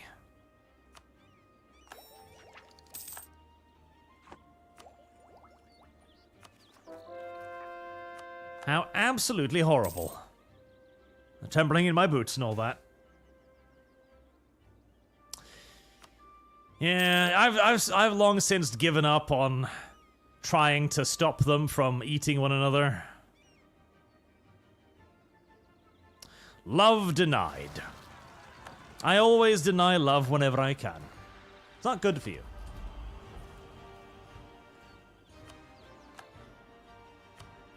It is not good for you. It's bad. Rots the soul and all that. Oh, there's the goblins.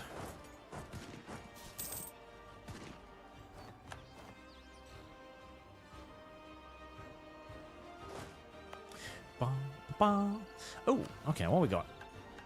What did we just unlock? Rebuild river trade. The Donstack River has served as the perfect channel for trade in the heart of Kovuria, and along with the smaller rivers around it, makes it a perfect system of trade routes across the region. Putting these rivers to use will restore the economic activity of the region, but it will take some effort. That's fine. Some effort is not a problem. We have ample opportunity to spend all of the money and all of the effort we could ever possibly desire on it.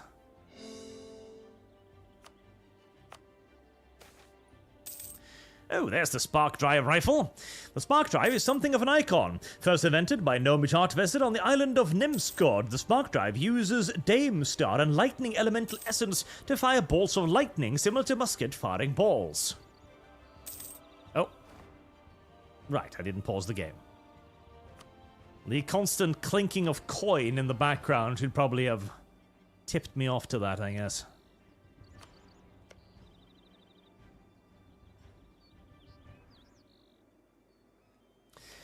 They forcibly vassalized us. Why are you still so upset about that?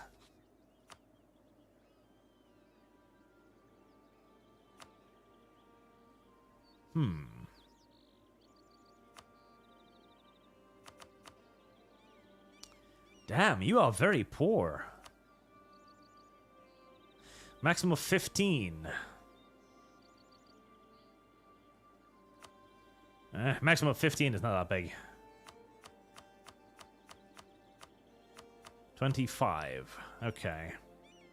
So the max boost I can give them is about 35, which will land them at 50 odd. So still 40 short of what I need. We're gonna have to wait for some of the bad boy points to go away before I can vassalize them then, tragically.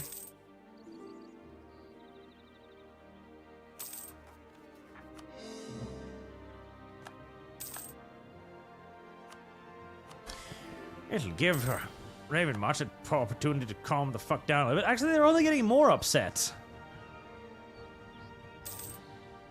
Only getting more upset. Because of that high development.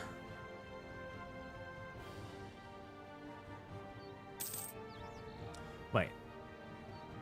Ah, yes, that's the only marsh I have. They're just a normal vassal now.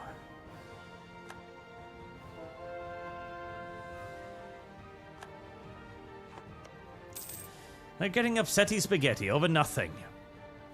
I do love how they're getting very eager now. It's like, oh, we've got like 20% of our overlord's total power. Wow. Sounds like it's time to try rebelling. You sure about that? That doesn't seem like quite enough to really start doing anything spicy. It seems silly to do such a thing.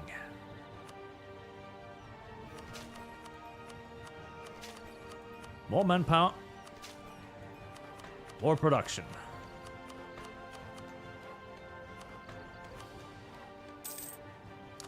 More manpower.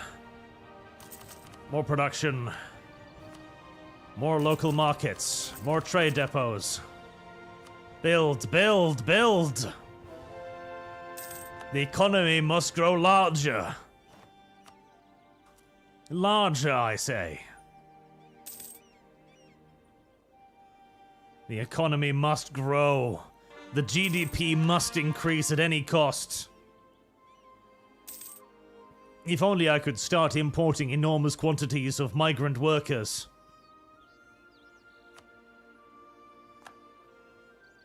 But sadly, this opportunity is kept from me.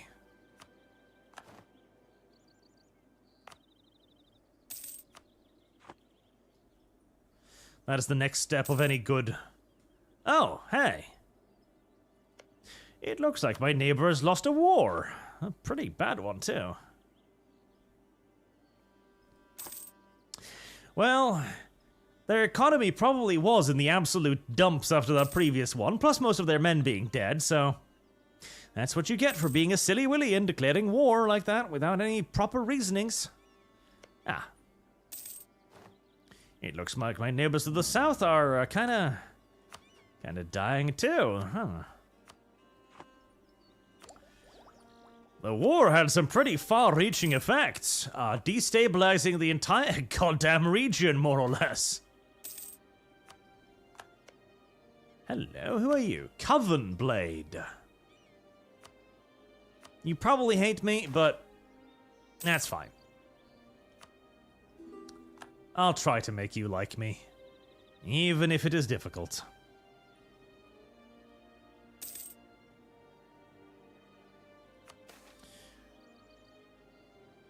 Elven minorities grow. More sex toys. Always more. Good, good.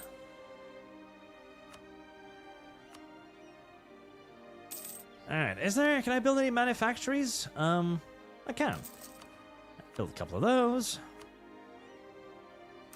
Another 1,000 recruits. Why not, I guess?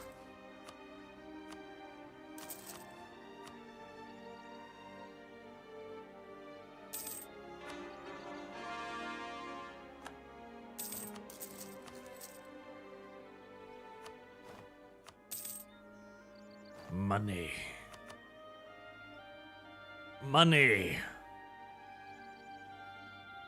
Expulsion of merchants. Our merchants have been too successful in trade. Our most local trade node are upholding the mercantile idealism. No attempt to expel our merchants from it. No. They stay, or I invade your ass and blockade you for the next 500 years. It's very simple. It is the good old-fashioned British mode of trade. No, no. Our merchants will indeed stay. And you will give us preferential treatment. No, I don't like halflings. But the elves get representation. Well, they're cuter than you. What can I say? Seriously, everybody should read up on the Opium Wars in China. They are a hilarious part of history, where the British know that exporting opium and pouring it into China is doing horrible things to the nation. Terrible, terrible things to the nation. It's screwing them over completely on virtually every single level. But it is also really, really, really, really profitable. And so the Chinese go like, we are a sovereign nation. You can't just do this to us. And try to stop it. Try to regulate the trade of opium, try to kick it out, try to get rid of it, try to get rid of the British influence, etc. And the British just go like, no, no, no, no, no, no, no, no, no, no. We know this is screwing you over. Don't get me wrong. We understand that this is fucking you up completely. But have you seen the profit margins. You are going to continue to buy this stuff, and you are not going to complain about it.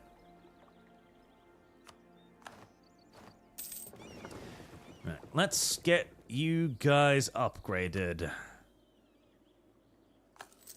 Upgrade you. Oh, 3,185 bucks, Jesus. Okay. I actually need to save for that, man.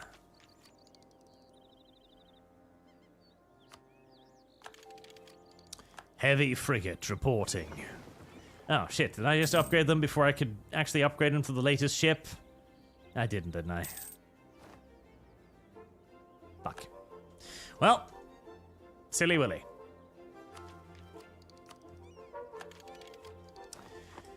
Yes, that was 999 fucking military power, largely shoved straight down the toilet there, but listen, I've got too much of it to begin with, so it's fine.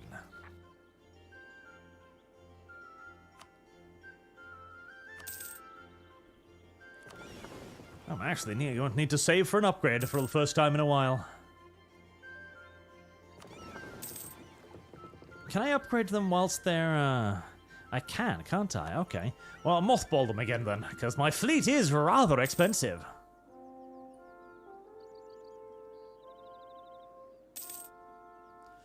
Trade favors from Crown, from Salah Falagarn. You know what? Yes, that's not a bad idea, because you are growing quite large and reasonably powerful over there, so I might want you to be on my side in future conflicts. The CIA did it. It did it again. Yes, actually, yes. So, the Central Intelligence Agency, and to be fair, a fair few other, lettered American agencies, have also earned enormous amounts of money via the transportation of addictive substances over the years. A lot of this was later revealed and largely swept under the rug, completely and utterly. There was a movie not that long ago with, I think, Tom Cruise in it or something, about one of the most, successful smugglers that worked for the government. And he smuggled, huge quantities of drugs into South America to fund the Contras. The guerrillas, basically, were fighting against the communists. And hey, they got their heart on the right place, if nothing else, fighting communism. That's a good thing. Wow, they're getting fucked again? Jesus, this poor little nation. They lost one war. Now everybody's just dicking them over relentlessly. Well, that's why you shouldn't lose wars, I suppose. That is why you should not lose war at all. And yet, despite this blatant violation of the law and the ethics and morality and everything of the United States, nobody was ever really punished for that. Demands for representation. No. Stop it. You do not get it. That or anything else. You know, I wouldn't even begin to understand how the fuck you could possibly upgrade a war galleon to a 2-decker man of war. That would be, unironically, a feat of naval engineering.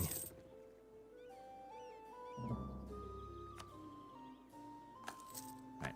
Upgrade all of those to proper, warfighty frigates, and then send them back out to do the trade stuff again to earn me yet more money. So this has been a long-standing tradition for various powerful nations to simply pump other nations full of drugs and, lean back and have fun with it. Legacy of the Remnant Fleet. 10 crown.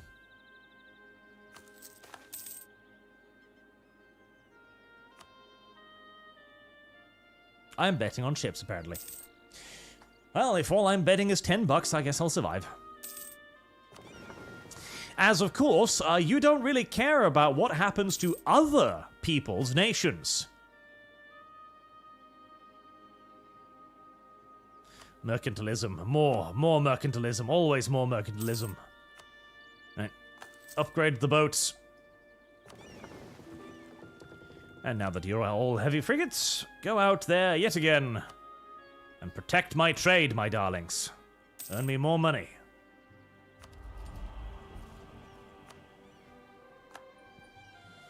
Tempted. But should still save the Golden Age for the big war against the Empire. Save, save, save. Also, I need to get some more military leaders.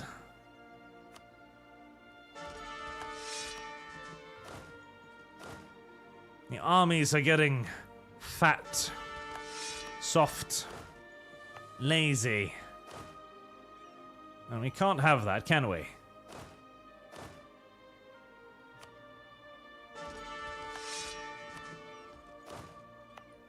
Yeah.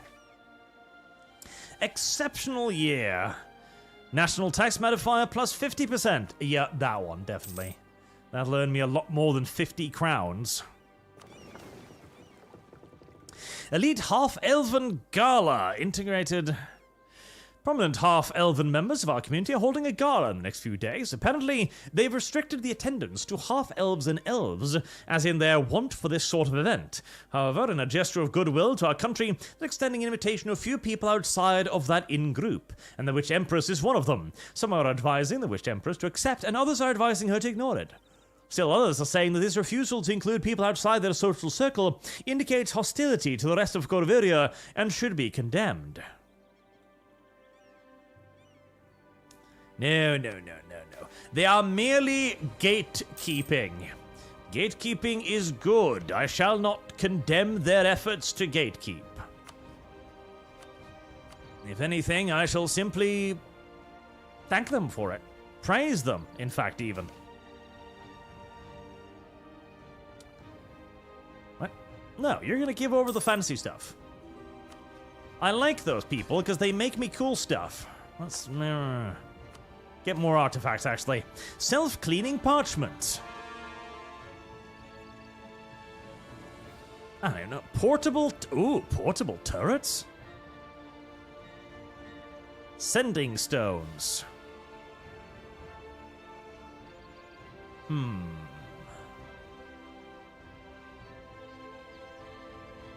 Well, everybody likes siege abilities, so that one.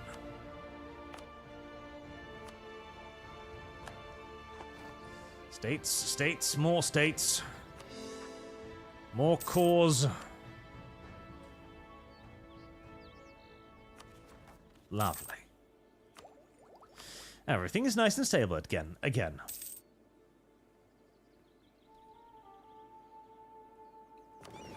You done upgrading? You are. Right, we have created 2 deckers out of war galleys. How? I don't know. I don't think anybody knows. I'm pretty sure that upgrading process would include, stripping down the entire ship? Tearing it all down, like literally just rebuilding it?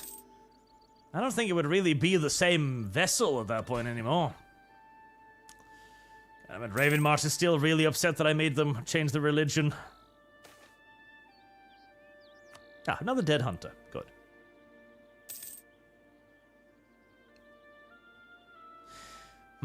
I just need to become more economically powerful. That's the solution. I just need to have even more money. If I have even more money, they'll stop complaining to me about anything and everything. 0.08 ducats. I don't know if that's actually worth it at that point.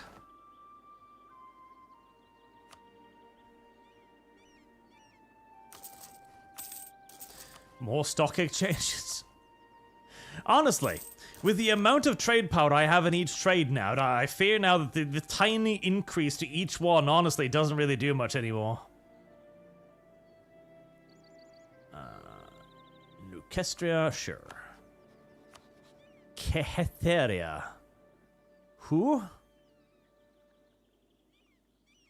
I don't know.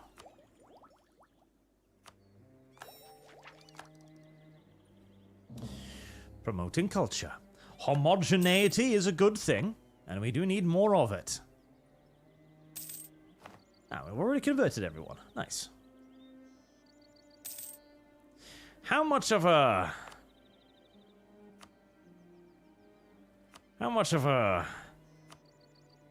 nasty little alliance have we created?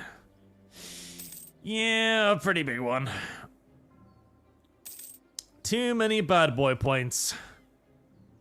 Too many bad boy points. Let's see, how many do I have now? 121. 130. 64. 41. 44. Right. I'm gonna need to sit here on my ass for about 100 years for all of that to go away. You ignorant. Bob Boiling Name. Hi Art, how goes your day? Very well, thank you. How is your day? Are you having a good day? I hope so.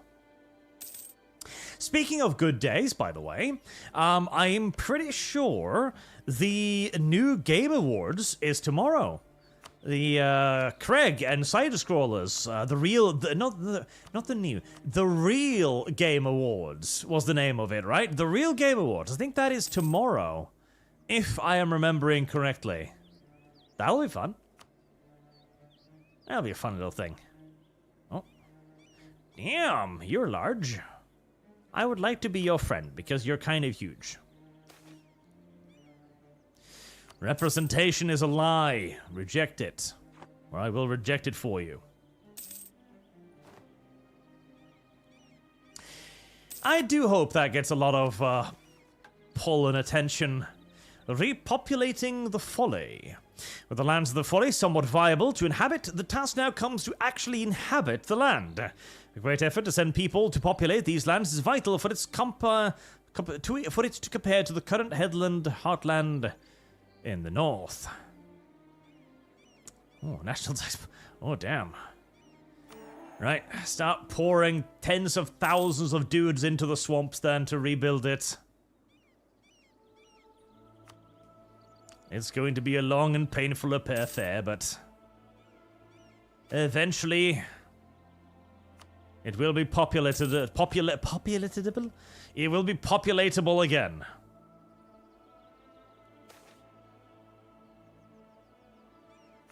A golden era for culture. Nice.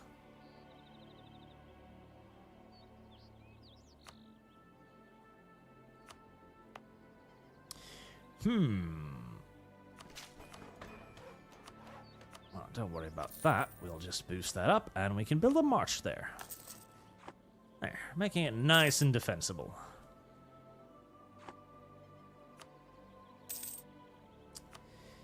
Ew, workshops. Buildable workshops, nice.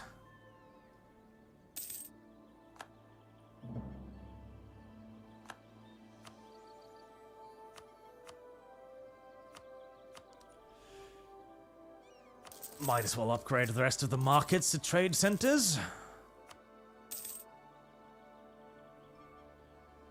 Land force limit modifier.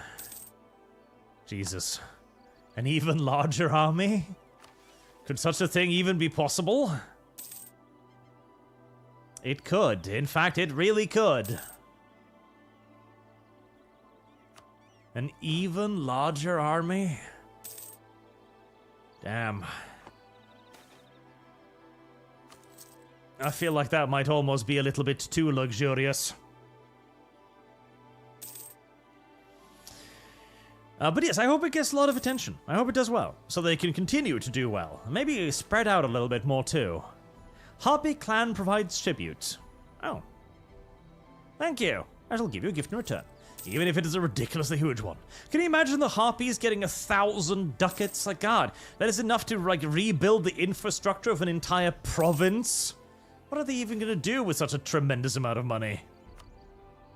Sit on it? I mean, they're harpies, so probably, yeah. More vampire hunting, more victim hunting. Good. Ooh, I should probably actually save for the next administrative tech at that point, yes. Cardesi Artificer outperform local guilds. Well, I have lost. you should learn a thing or two then. The nation of Salafalagon, your fifth last requesting to come to the aid in the Ferigarden conquest of Prenwyn. And Salimania, this is a war they have started. Salimania is allied with Marhold.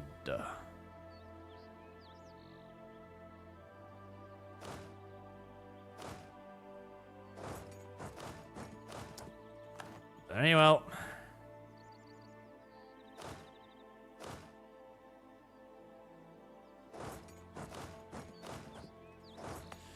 I'm hardly one to keep my allies from doing a little bit of aggressive expansion.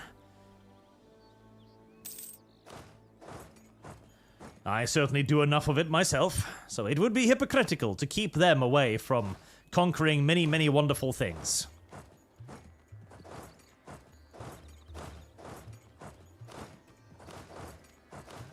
But do be careful there. We have very low morale because we've just finished exercising a lot, so fall back a little bit until we've got a bit more morale and can engage them on more equal terms. Although, if you want to attack me there over a river and stuff, I'm actually kind of fine with that.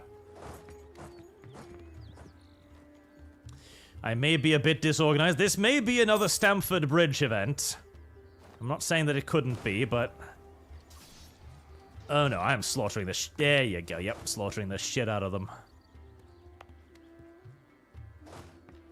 You know what? I'm gonna call the next podcast the Stamford Bridge podcast, regardless of Sargon's silly notions of it not being easily enough recognizable.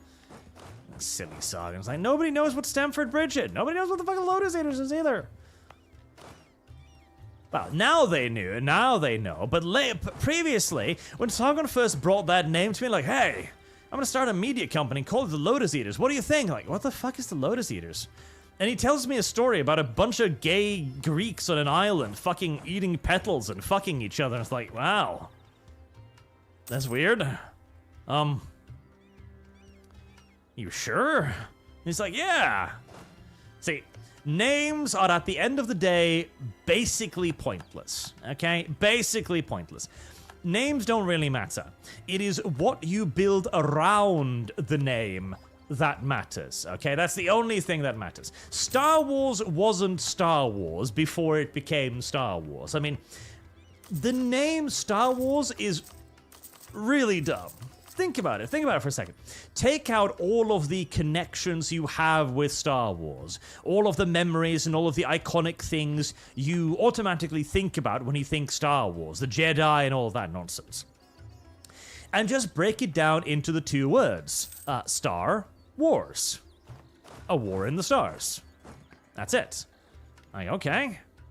That's kind of basic. What kind of war in the stars? Well, you see, there's this bad guy over there, and he's like the emperor or something, and there's like rebels who's rising up against him. But it's because it's got now decades worth of lore and story and, you know, knowledge and automatic connotations that Star Wars becomes Star Wars instead of just Star Wars. Yeah, some more diplomatic reputation would not be a terrible idea. I'm still not very well liked amongst my general peers.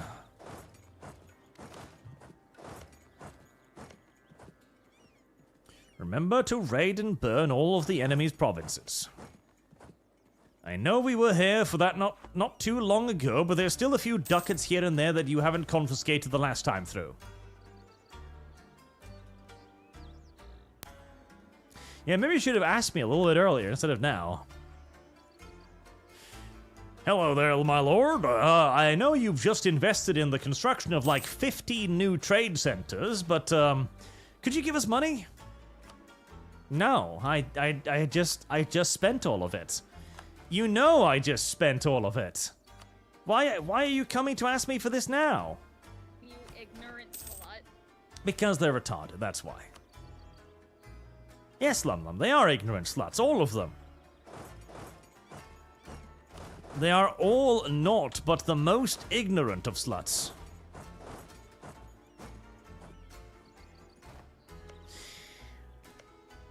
Real X. There won't be a coalition if there's none to join it, Art. Same culture, religion, as the target gets more AE. So just clear them by group. And culture, religion, as the target gets more AE. Clear them by group. Well, I can probably deal with the Empire first. And I might start needing to start enforcing religion upon them.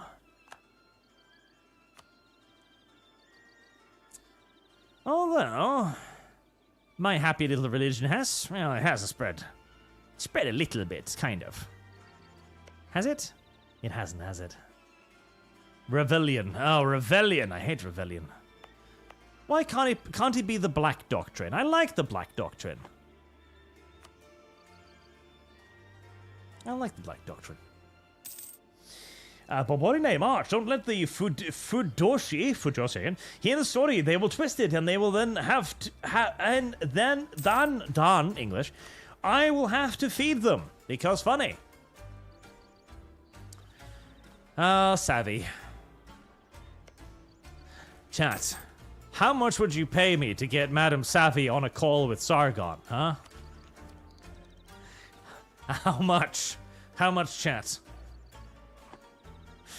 I don't know if I'd want to expose poor Sargaruni to that. I don't know if he deserves it. I don't know. He hasn't done anything terrible to me for quite a while, so... I don't know if that's something he really should be exposed to.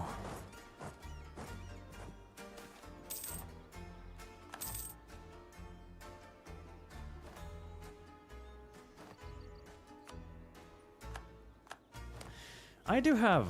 Yes, I have claims on all of them. Yes, I figured. Measuring the world, yes.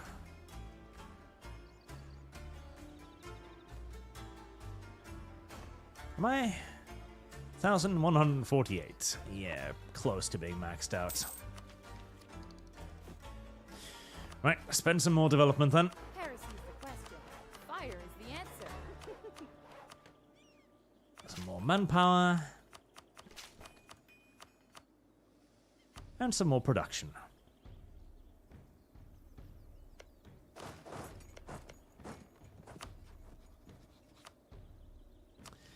If I, okay, if I were to declare war on you, no, you don't get to drag in the coalition. It would just create a larger coalition to my north.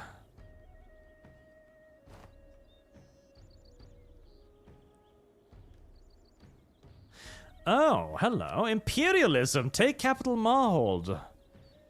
75% cost for all provinces. Now that's nice.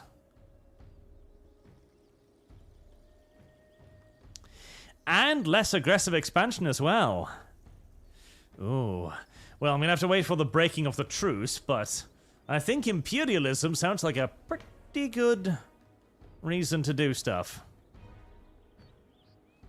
Separation of power. Right, political absolutionism. Legislative House, free policies. Monarch diplomatic skill +1.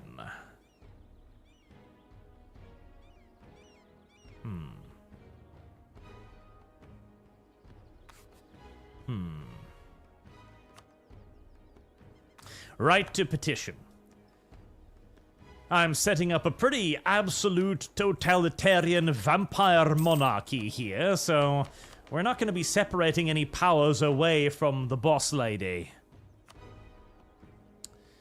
Deals 2,000 soldiers for favors. Oh yeah, sure, here you go. That's about like... Unironically, yes, that's like a month's income, that's it. It's practically nothing for my engorged fucking monster nation.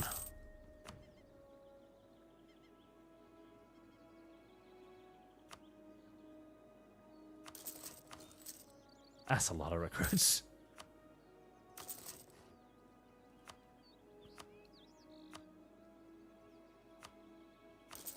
It's practically nothing. That's a small price. 135.80 now. My trade power should be growing quite nicely up here, shouldn't it? Yes, yes it is. Still only 18% though.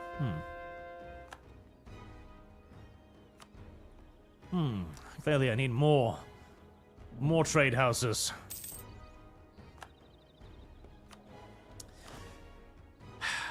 Bigger military? Why not?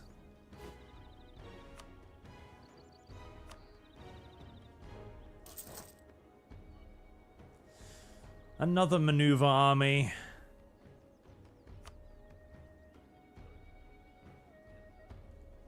And another siege army. 465. There you go. More. More. Well, body name. Take 10. Let us spank his lotus. That's a bit cruel, don't you think? People must be mean. Eswick have academy.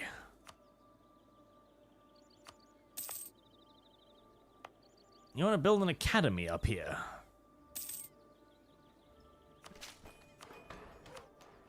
Seems spurious, but if you say so. He might handle it better than you think. Sargon might be surprisingly into VTubers or being humiliated. One out of two. You don't know. He might have some really twisted interests deep in that big old mind of his. Really, really sick ones. Demand aid. Okay. Well, normally I don't respond very well to demands, but I do like my traders. They do earn me a lot of money, so I suppose I'll give them some.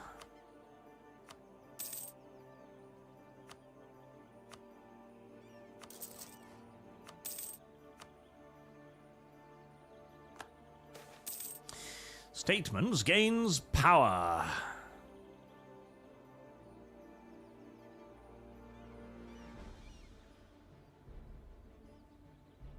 Yeah, fire that guy. Increase in goblin tolerance. Oh no. The last thing I wanted was for the goblins to start getting power. Sadly, chat, I have failed you. The goblins have become accepted within my nation. People no longer respond with the instantaneous hatred and disgust towards goblin kind that they really, really should. It is a tragedy, but my people have grown progressive and accepting of goblin ways. I don't like it any more than you do, but it's just how it is.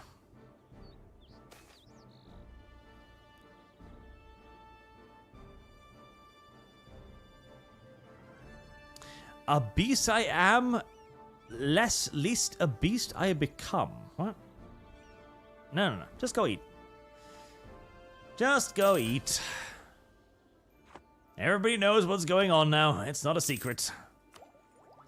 Nobody's trying to hide the fact that the Queen goes out in the middle of the night to eat civilians anymore. Everybody has long since given up on that one. Literally, they probably have. I mean, she's been the vampire queen of this nation for 255 years. I don't think any of them care anymore.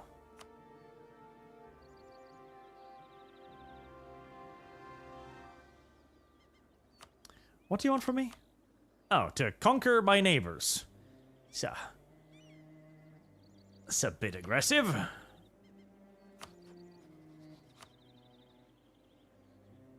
mean, I could, but nah, it's a bit much.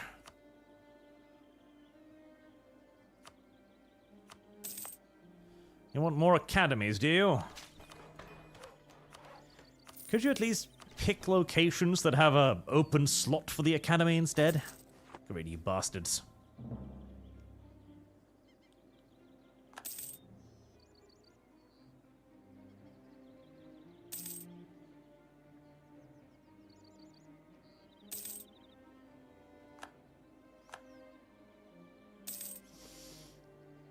Please.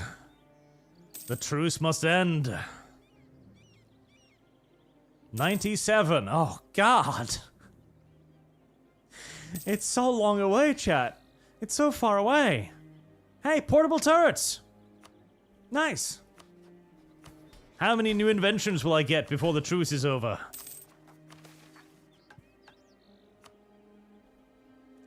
I need to not sign such lengthy agreements. Living mirrors. That sounds fun. Sending stones.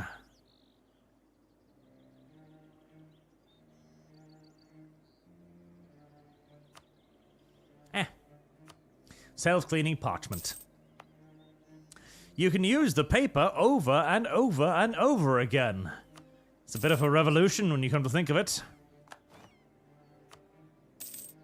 Why did we stop using the clay tablets of the Romans, I wonder? I mean, that worked out wonderfully. You know, having just a clay tablet that you then cleaned off by wiping to smooth out the clay. That was kind of a clever idea. Why did we stop using those? Was it because we started making more paper? I mean, I suppose, but is paper really that much easier to use? Because it was more compact, basically. More favors? Sure. Because it definitely would be way more compact, if nothing else. Because you could have a whole stack of papers for the same as one big clay thing. Yeah, probably because of the compactness of it all. This is an argument that I can understand. You ignorant slut.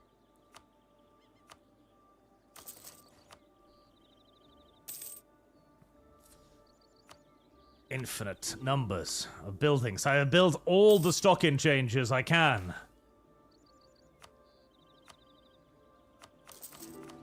I'm running out of things to build. I'm running out of land to build on. I'm just building academies now that earn me next to nothing. Whilst the Diet annoys me with their retarded demands for random shit. Have an academy. Why are you so fucking set on having all of these goddamn academies? And you always pick the one place that isn't developed enough to actually have one. Oh, wait, I'm already building one. Well, fuck you.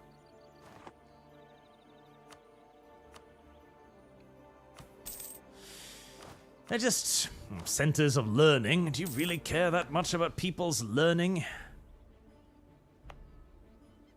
Do you really? I wish I had a longer coastline so I could actually, you know, build out my navy, because my navy being massively over the actual navy limit is a bit of a problem. Why am I even maintaining 17 ships worth of transports?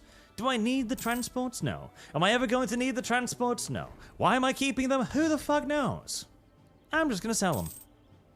I've been keeping them there for so long now. How much did they cost me? I don't even know. Quite a bit a month, I imagine.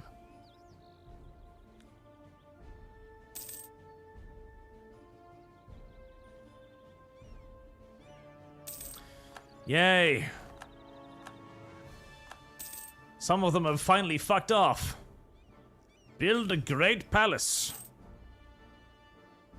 $1,000. Damn. Sure, why not? I could use another one. The real Zartax, if you go to coalition map mode, truce nations will be striped. Mouse over them and you can see the duration of the truce. Useful for planning. Planning. I just want more war. I want them to realize that they need to surrender. Now.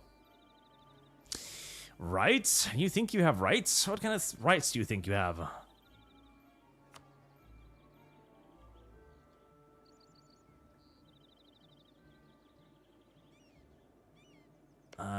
That's one of my permanent claims, isn't it?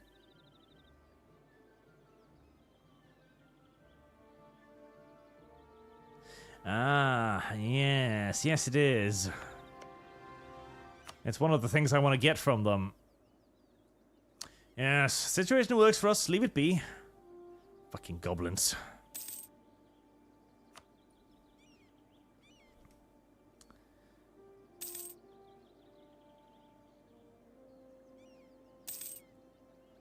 Okay, okay. I might actually be able to start influencing them to converting them and properly now. Ignorant slut.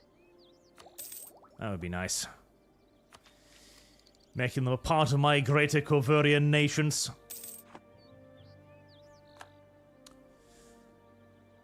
Only a few more years and I can invade my neighbors yet again and take more of their stuff so I can continue my mission tree. River Norse, Stamford Bridge, where the Vikings met the Brit. It is very fitting for your podcast where the Norse mind meets the British one. Nightmare Moon. Ah yes, poor Nightmare Moon. Her funding has been a little bit static for a while. There we go.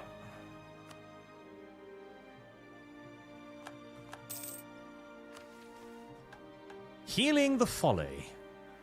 I was wondering if the Griffin Kind playthrough would be the last MLP one. We are unsure if the Folly shall ever be as prosperous as it once was, but we do know that with great effort the Corvurian people will always persevere. It may take decades or even more centuries for the wounds of the land to truly heal, but the Corvurian people are tough enough to see it through. Nice. Manipulating the merchants. Ooh, I do like the sound of that. As the range of trade networks expand, it is important that we keep up with such change as to not allow our enemies to accumulate wealth that rightfully belongs to us. I like that point of view. Keeping merchants' class in line will keep the wealth in our hands. I agree. Goods to arm a conquest. As techniques are developed to produce goods en masse, the opportunity for military growth has not gone unnoticed. Everything from weapons to uniforms to rations can and will be produced in enough volume to sustain a conquering army. Absolutely. Oh, land attrition minus 20. I like that too.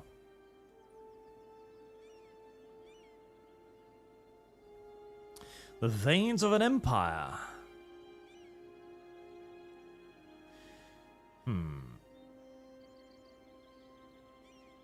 Development at least 30. Oh boy, that's a lot.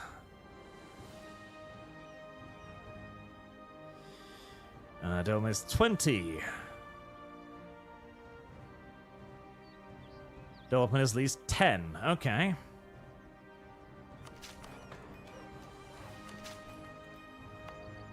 $10. 10.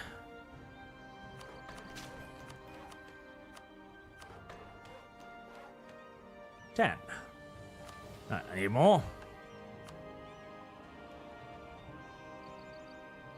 Oh, the tiny little island. Fair enough. It's a very small island. 10.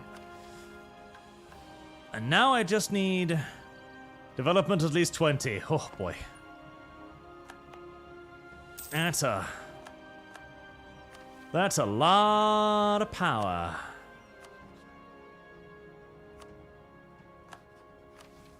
That's a lot of power, but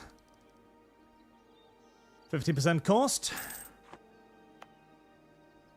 I might be able to afford it. Maybe.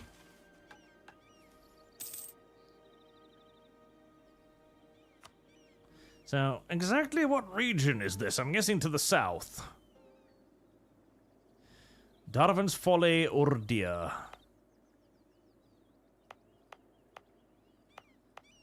Ordia.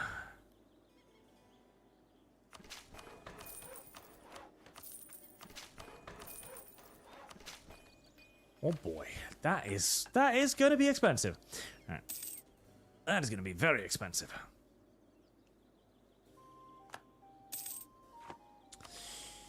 What else is currently? An army to fell Custanor. Oh god. Is that to the north?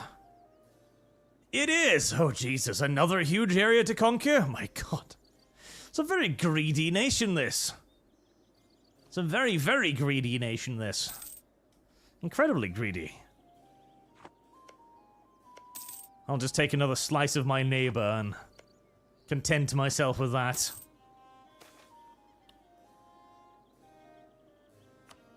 Now, the only problem with Stamford Bridge is, of course, it was also the place where the poor Norwegians were attacked without provocation by the English. That was the sad part about it. Fair enough. The Norwegians had merely come to uphold their rightful claim to the throne. As they had a rightful claim to it. They had been promised it. And then an upstart Brit decided to keep it for himself. That was the problem. Then again, you've always got to be very careful about trusting Brits. Traitorous bunch. Inherently so, I'm starting to think. Not to mention, like, imagine. Finally, the truce is over. The truce has come to an end. War immediately.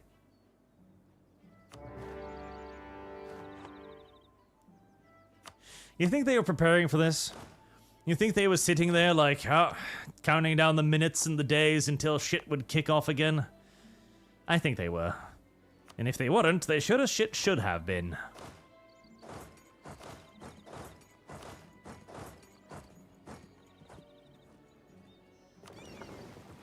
Right, you continue your patrols, because it's not like... Ah yes, you don't have to go to port during war. Good. Hello there. You appeared rather suddenly. You're a siege army, aren't you? Yes, you are. Okay, head up over there to start besieging that province.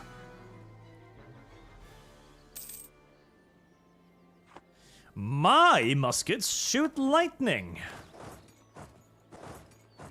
Sucks to be you. It would be really nice if I could give my other siege army a specific little icon to differentiate it from, you know, all the other ones. Ah, there it is.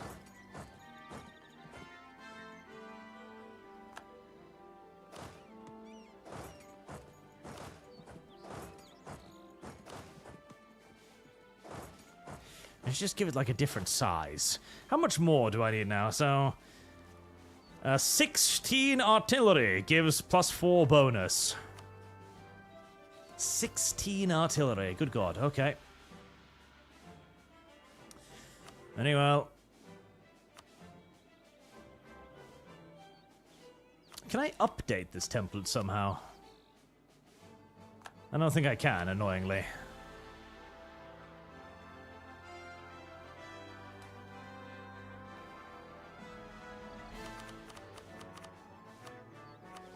Fuck it. Might as well. There. There's more of you now.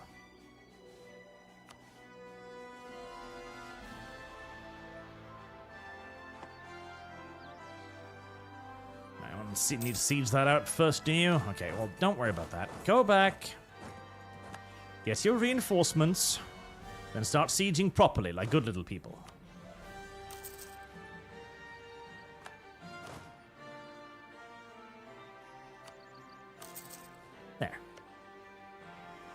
If you're having problems overcoming the enemy's walls, just get more cannons. It is literally the solution. More cannons. And then the enemy starts doing gay shit like building their castles in cleverer ways and so on. That too is what happened. Initially, when gunpowder came to Europe, it was a major game changer, because all of the castles had, of course, been built largely to withstand traditional sieges. Lots of square towers and so on. And that didn't stand up very well to, well, not even the gunpowder, but even things like trebuchets and advanced engineering techniques. That's why they first started building rounded castles, and eventually they started building star forts. Oh, star forts. Fuck, star forts are so cool. I really need to get going on creating some sort of a historical channel in the not-too-distant future. I'll probably be somewhat distant. I do have a third channel in the works, by the way, but I haven't talked about it much at all so far. It's probably going to be going public this year, actually. And we're putting a lot of effort into making it look really cool, so hopefully that will be well received. But Star Forts are so intriguing. Like, we created, Europe generally, we created forts that were virtually impregnable. Like, literally. There were kill zones everywhere, every few yards there were death traps or firing pits, or some other way to severely inconvenience anyone that might so much as try to take it. Combined that with easier access to gunpowder weaponry, and of course, muskets. Muskets were a big deal changer when it came to all of this. Because now every man was armed with a projectile weapon and could attack the enemy outside. Hell, men might even be armed with artillery, allowing them to not merely just attack the enemy, but attack their camps. You now couldn't really besiege a fortress directly. Instead, you needed to strong point it. You needed to set up huge areas of land around it where you could set up camps. You needed to actively patrol the area surround it. The siege itself became less of a siege and more like a drawn-out, massive, long-time offensive.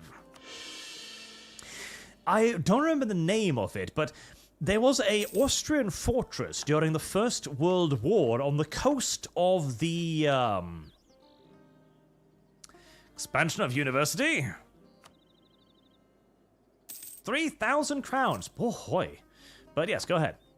Well, why not? On the coast of the little dumbass sea, the little, you know, the dumb one, with Turkey nearby, that one. What the fuck is his name again? My brain wants to say the Caspian Sea, but I'm pretty sure that's wrong. In fact, I'm 100% sure that's wrong.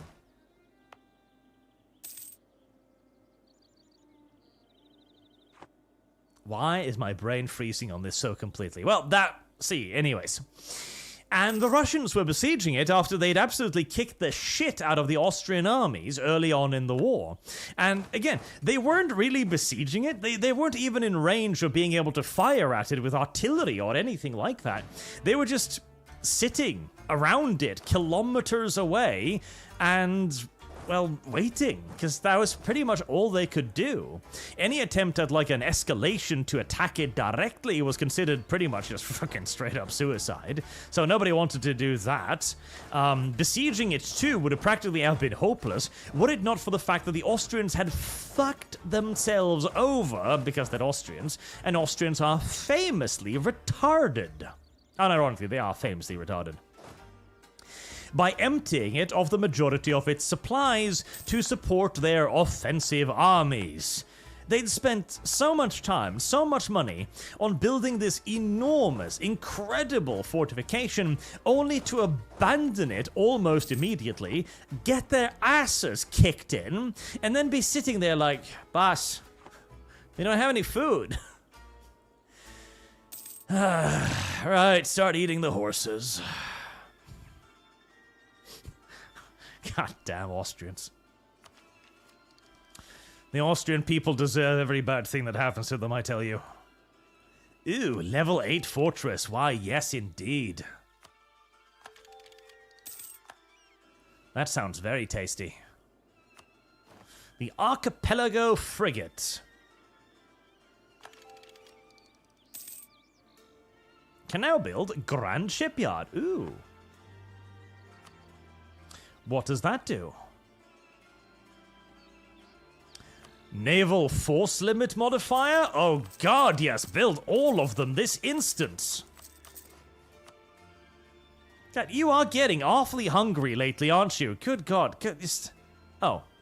Oh, hi. I wasn't aware I was at war with you. Thanks for not coming over here and killing my training armies, I guess. Wait. Bees.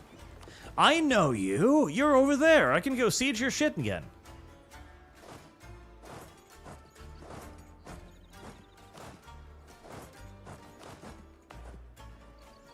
For some reason, this music reminds me a lot of Monkey Island. I couldn't necessarily explain why, but it does. Doesn't it?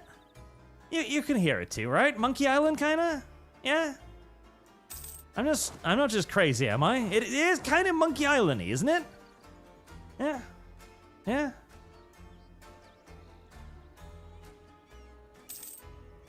A little bit. You gotta admit, a little bit. Ah, Austrians. They never deserved an empire. That's the problem. They took an empire without actually deserving it, and that's why it collapsed so completely and terribly. Because they were silly willies. Silly wankers. Silly little mittens. Right, have you finished repairing yourself? More or less.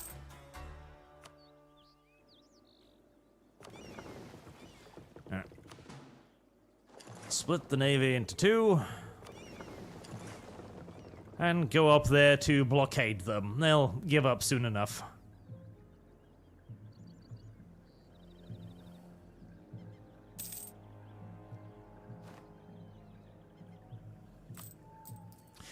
You know, it would make a good game. A siege management game. No, that would actually be pretty cool. A siege management game. You know, that was kind of the idea of Stronghold, wasn't it? As sort of. Like, Stronghold was kind of the idea of, like, defending a castle and attacking castles. We really should do that, but in the era of Star Forts. That'd be so much cooler. Enlightenment? Oh my god. The Enlightenment. And unfortunately, the Age of the Witch King is ending, but... I'm that Witch King thing. Why would you end my age? Oh god. A full ducat eat? Holy shit. Well, this is gonna boost my economy to yet even more ridiculous heights. I suppose I don't mind. Even more money is not a bad thing. Really? Really? We still have legitimacy complaints? Really? How? How do we still have legitimacy complaints? How? I have been ruling for near 300 fucking years. Who the hell still has complaints about this God Empress's legitimacy exactly? Like, I don't think you're our legitimate ruler. How did you come to that conclusion? I've been here for 300 years. You didn't bring it up earlier, maybe?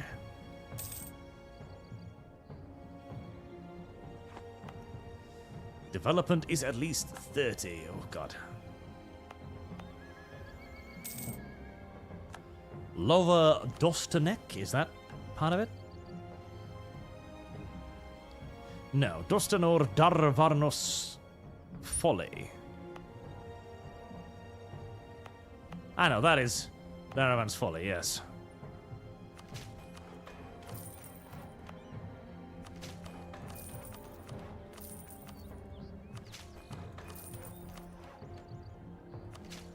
There, more money, more points, more power.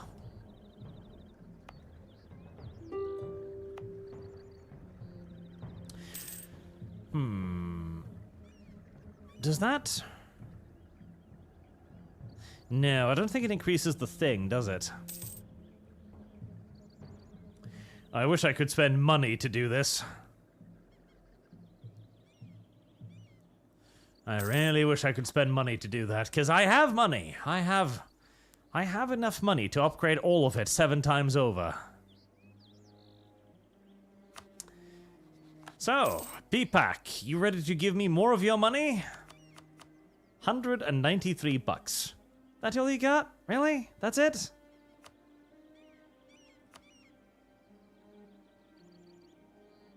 Really? 193 bucks. You went to war with me with 193 bucks. I couldn't feed my fucking fleet for a weekend on that.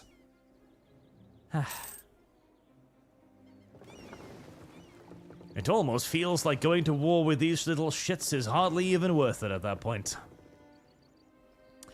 Alright, well, all of their shit is adequately occupied, so another nice big slice of stuff.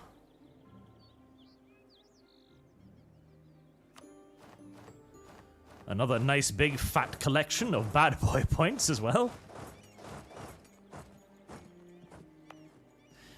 And we probably don't need that fortress anymore, do we? No.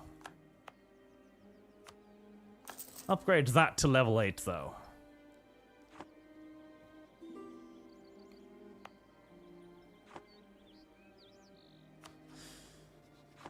Another nice big fat slice. Yet more cores. Yet more bad boy points. Yet more military coalitions.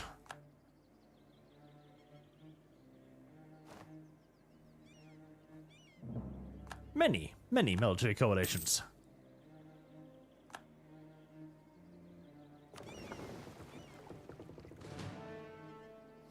And back to mothball status. Can I actually pay for my navy now? Do I actually have enough capacity to maintain it? I do! Holy shit. And so now I'm earning 200 ducats. Huh? Soldiers? Oh, yeah, sure.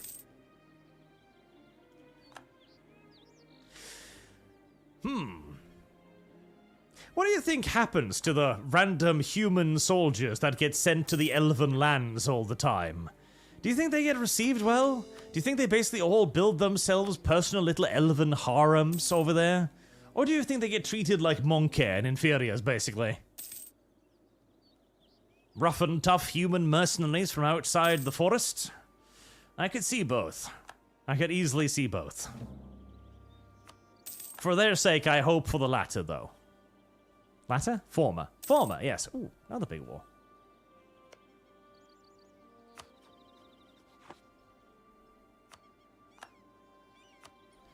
They do seem to be having a lot of fun up in the mountains.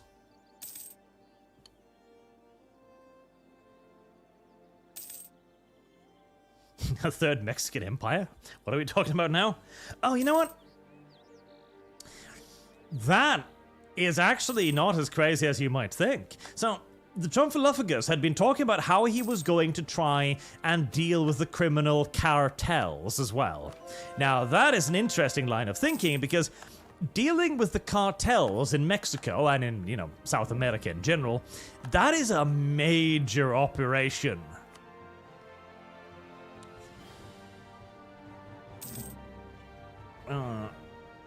Core province. 15 is a Coverian core. Am I gonna have to actually, like, try and eat Ravenmarsh entirely? I might need to eat Ravenmarsh. Ooh. That is gonna be quite the snack. 50 Liberty Desire.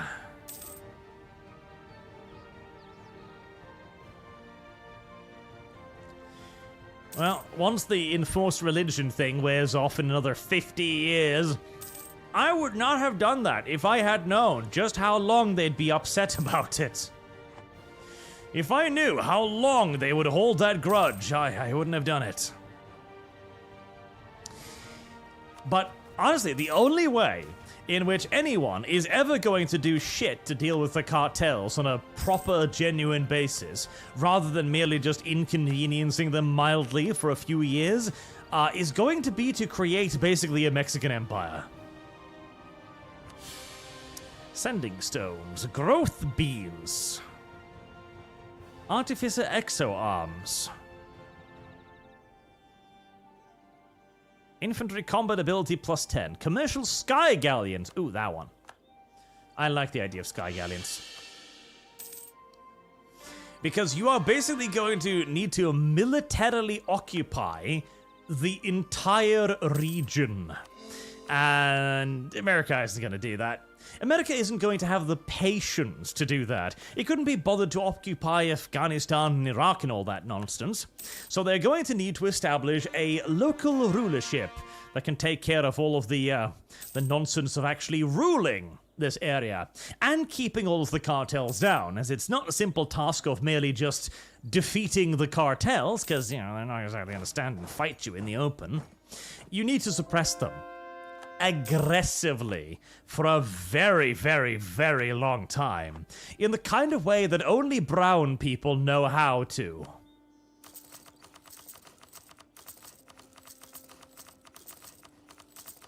More. Only brown people are sufficiently savage to oppress other brown people effectively. Like, we've lost the touch. We had the ability to do so quite effectively for a while, but it was all based around the appearance of superiority. See, Whitey didn't control Africa and Asia because Whitey was particularly better than them, or because they were particularly ferocious, and there was just no fear against going against them. No. So, you know, the warrior princes can always be trusted. No. We quite excellently crafted a narrative of supremacy. And you can read about this in all the books, and it is a fascinating subject. How, for example, during the First World War and the German evacuation of civilians out of East Asia, or not, German East Africa, excuse me, von Letov talks about how he sees Germans boarding a ship to go back to Germany, like women and children and so on, boarding it. And everyone is dressed up as much as they can. Everyone is looking beautiful. Everyone's wearing their Sunday best. Everyone is acting controlled, rational, and calm. There's no panic. There's no squealing. If you didn't know better, you'd think that all of these people would just be like heading out for an afternoon stroll, practically. And he noted that all of the black people was looking at this as if this was completely normal. This was just how the whitey acted in this area, as if everything was under control, as if everything was within their domain. But then one of them started freaking out. One guy didn't manage to get onto the boat, like he didn't get a ticket. And he really wanted to get on the boat. And so he started shouting at the portiers and screaming and acting panicky. And immediately, all of the servants started looking at him with this look of abject disdain, as if he had suddenly become something significantly lesser. That's the thing. The Whiteys did not enforce their will upon various conquered populaces because they were better. It is because they acted better.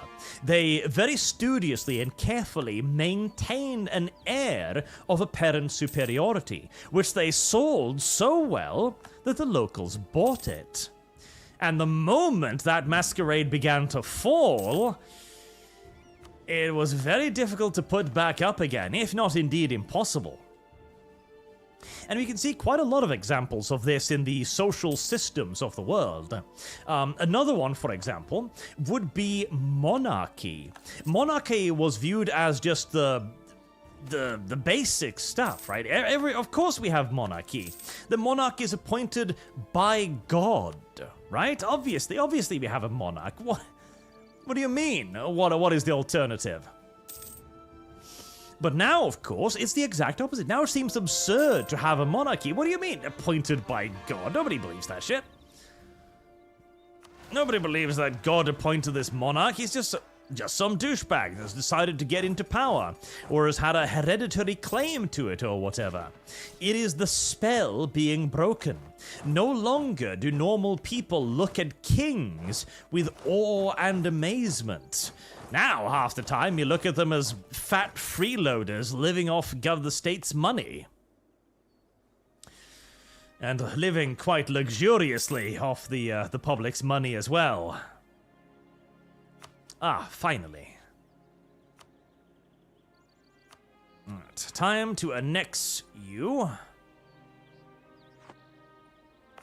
Get my stuff back. And a big part of this also again comes from the fact that our betters no longer behave like our betters. That is a genuine problem with these social institutions. Monarchism was accepted because, one, it was decreed by God and all that nonsense, but two, we bought it. We bought into it. We believed that they were actually better than us because they appeared to be better than us. The moment it becomes clear, however, that these are also just people, just regular human beings, that pedestal is awfully difficult to ever raise back up again. If indeed not impossible, without some serious societal reversals.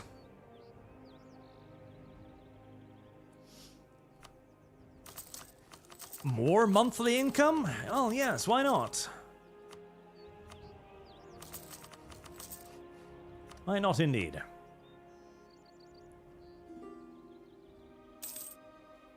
Ironically, I think actually Trump is a little bit of an example of this.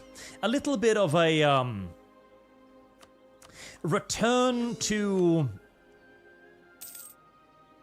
majesty? I don't think majesty is the correct term. A return to gravitas, maybe? A cult of personality, I suppose, would be the most descriptive, but it also sounds degrading, doesn't it? I'm looking for something a little bit more illustrious of a term. Because genuinely, he is in the position right now where he probably could shoot somebody in the streets and get away with it. Reparations for the actions of their ancestors. Yeah, suppress the orcs. He genuinely probably could. He probably could, just because of the severity of the crime of his opposition, if nothing else. I do actually agree with little Deveruni on this. That, yeah, no. See, the January 6th disagreement, for example, I'm looking at it and going like, okay, so he had a potential legal challenge brought before him by somebody who's like, oh, I'm a legal expert. I know this is a thing, and here are my sources. And Trump, who is not a legal expert, goes, okay, well, I feel like I was screwed out of my victory here, and a lot of people thought the same at the time, so I am obviously going to explore every legal avenue. Why would I not? Dev, meanwhile, looks at that and thinks that he is doing it out of pure malice. Meanwhile, you can look back at the Democrats producing alternate electors as well, during the Hillary Clinton thing, for example, and even encouraging the electors themselves to vote their conscience, quote-unquote, rather than what they were actually elected to do. Or, well, what their duty demanded more correctly. It is the attribution of malice that we disagree on, but there is definitely also an argument to be made that Trump's position has become so larger than life now that I think he probably actually could get away with some genuine criminality. I mean, God, look at the way he monetizes his stuff. He sold NFTs. God, I remember seeing those NFTs and thinking like, okay, Trump, there's no way. Not even you can sell NFTs for thousands of dollars. This nonsense. Like, you've overstepped here. This is clearly going to be a bit of a flop. And they sold out. Well, shit. I have underestimated him.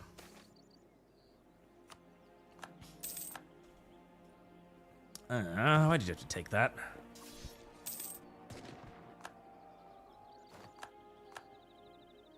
Hexy, Dev only sees conservative did it so bad. Actually, I think it's slightly different. Rather than conservative did it bad, I think Dev sees cultural hegemon did it bad. Dev, I think, is the kind of person who aligns himself against the current power structure, whatever that current power structure may be. And in the case of the current year, the rising power structure is absolutely us and our side. damn it. How do you keep raising your liberty desire? I allowed Raven March to become too large, too fat and decadent. Oh. How much debt did I just pay off for them? I don't even know.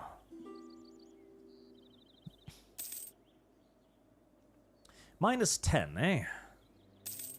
Well, I can probably placate them when it's time to, you know, eat them.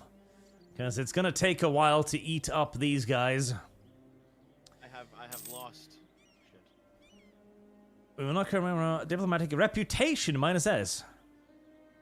Oh shit, is my oh, I can't wait. I can't annex them because I'm a Witch King, isn't it? Because that gives me an enormous minus public reputation. Well, that is a bit of a problem. A bit of a problem indeed. The Royal Mortar. Well, obviously we're gonna have the Royal Mortar, because the Royal Mortar is adorable. A very special, very royal mortar. Hexy, Dev would have voted for Biden, so I disagree. Oh, but Biden wasn't in the hegemonic power, though. That was exactly it. Oh yeah, I'll just pay $7,000 to embrace that. Not a problem. Literally, not a problem. I actually have enough money to just forcibly do that now. Biden was very much so on the way out. Biden was weak. He was old. He was obviously failing. Age of Artificers. Oh boy, an ironclad. Are we going 30,000 leagues under the sea, are we? Damn. Everybody declares a golden era. And his successor, Kamala, was legendarily unpopular and ran a terrible campaign, which ended in a landslide victory for Trump. And after, again, the whole assassination thing, Trump's stock could not have been higher. It was generally felt that the Democrats had done very poorly for the last 4 years and were likely to just get dumped out on their arse, and that indeed happened. Entertainment-wise, cultural-wise as well, the right is clearly on the rise. I don't even know if I'd call it the right, but our side, more correctly, is obviously on the rise. And so Dev aligns himself again in opposition to the current cultural authority. I think that is what Dev does. And he may not even be aware of it. But that is the pattern I am beginning to see. He started out as a communist, because that's what he was educated as in college. Then communism grew in power until it became the dominant ideology through wokeism, and Dev aligned himself against it. So he aligned himself against capitalism by becoming a Marxist, right? Because they were in the power when he was getting educated. Then, when he was done with his education, he aligned himself against his education and indoctrination because the ruling power was not that. And the moment it loses its grip over, you know, the world, he aligns himself in antagonistic position to whatever is going to replace it. Yeah, no. I think I've happened across a fairly persuasive position here, honestly. I think I've happened across the explanation for Dev's actions.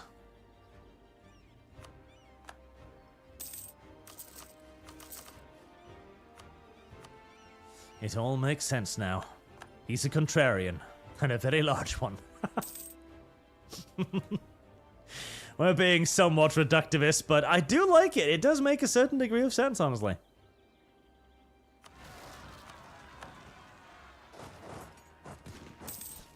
No. Back down you go again.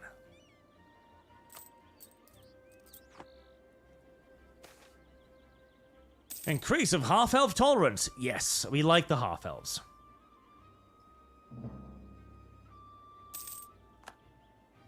Right.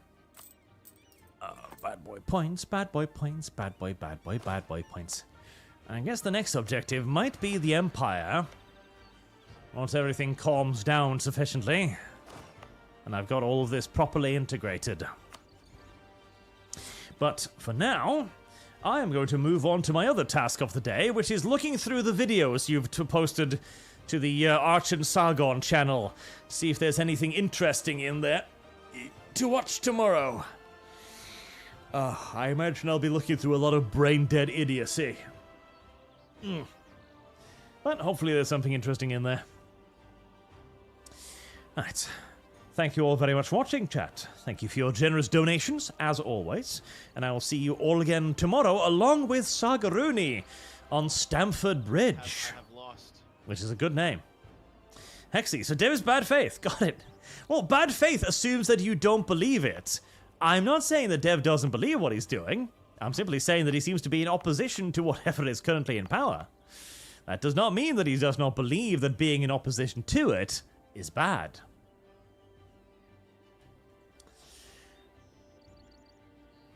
Here we are.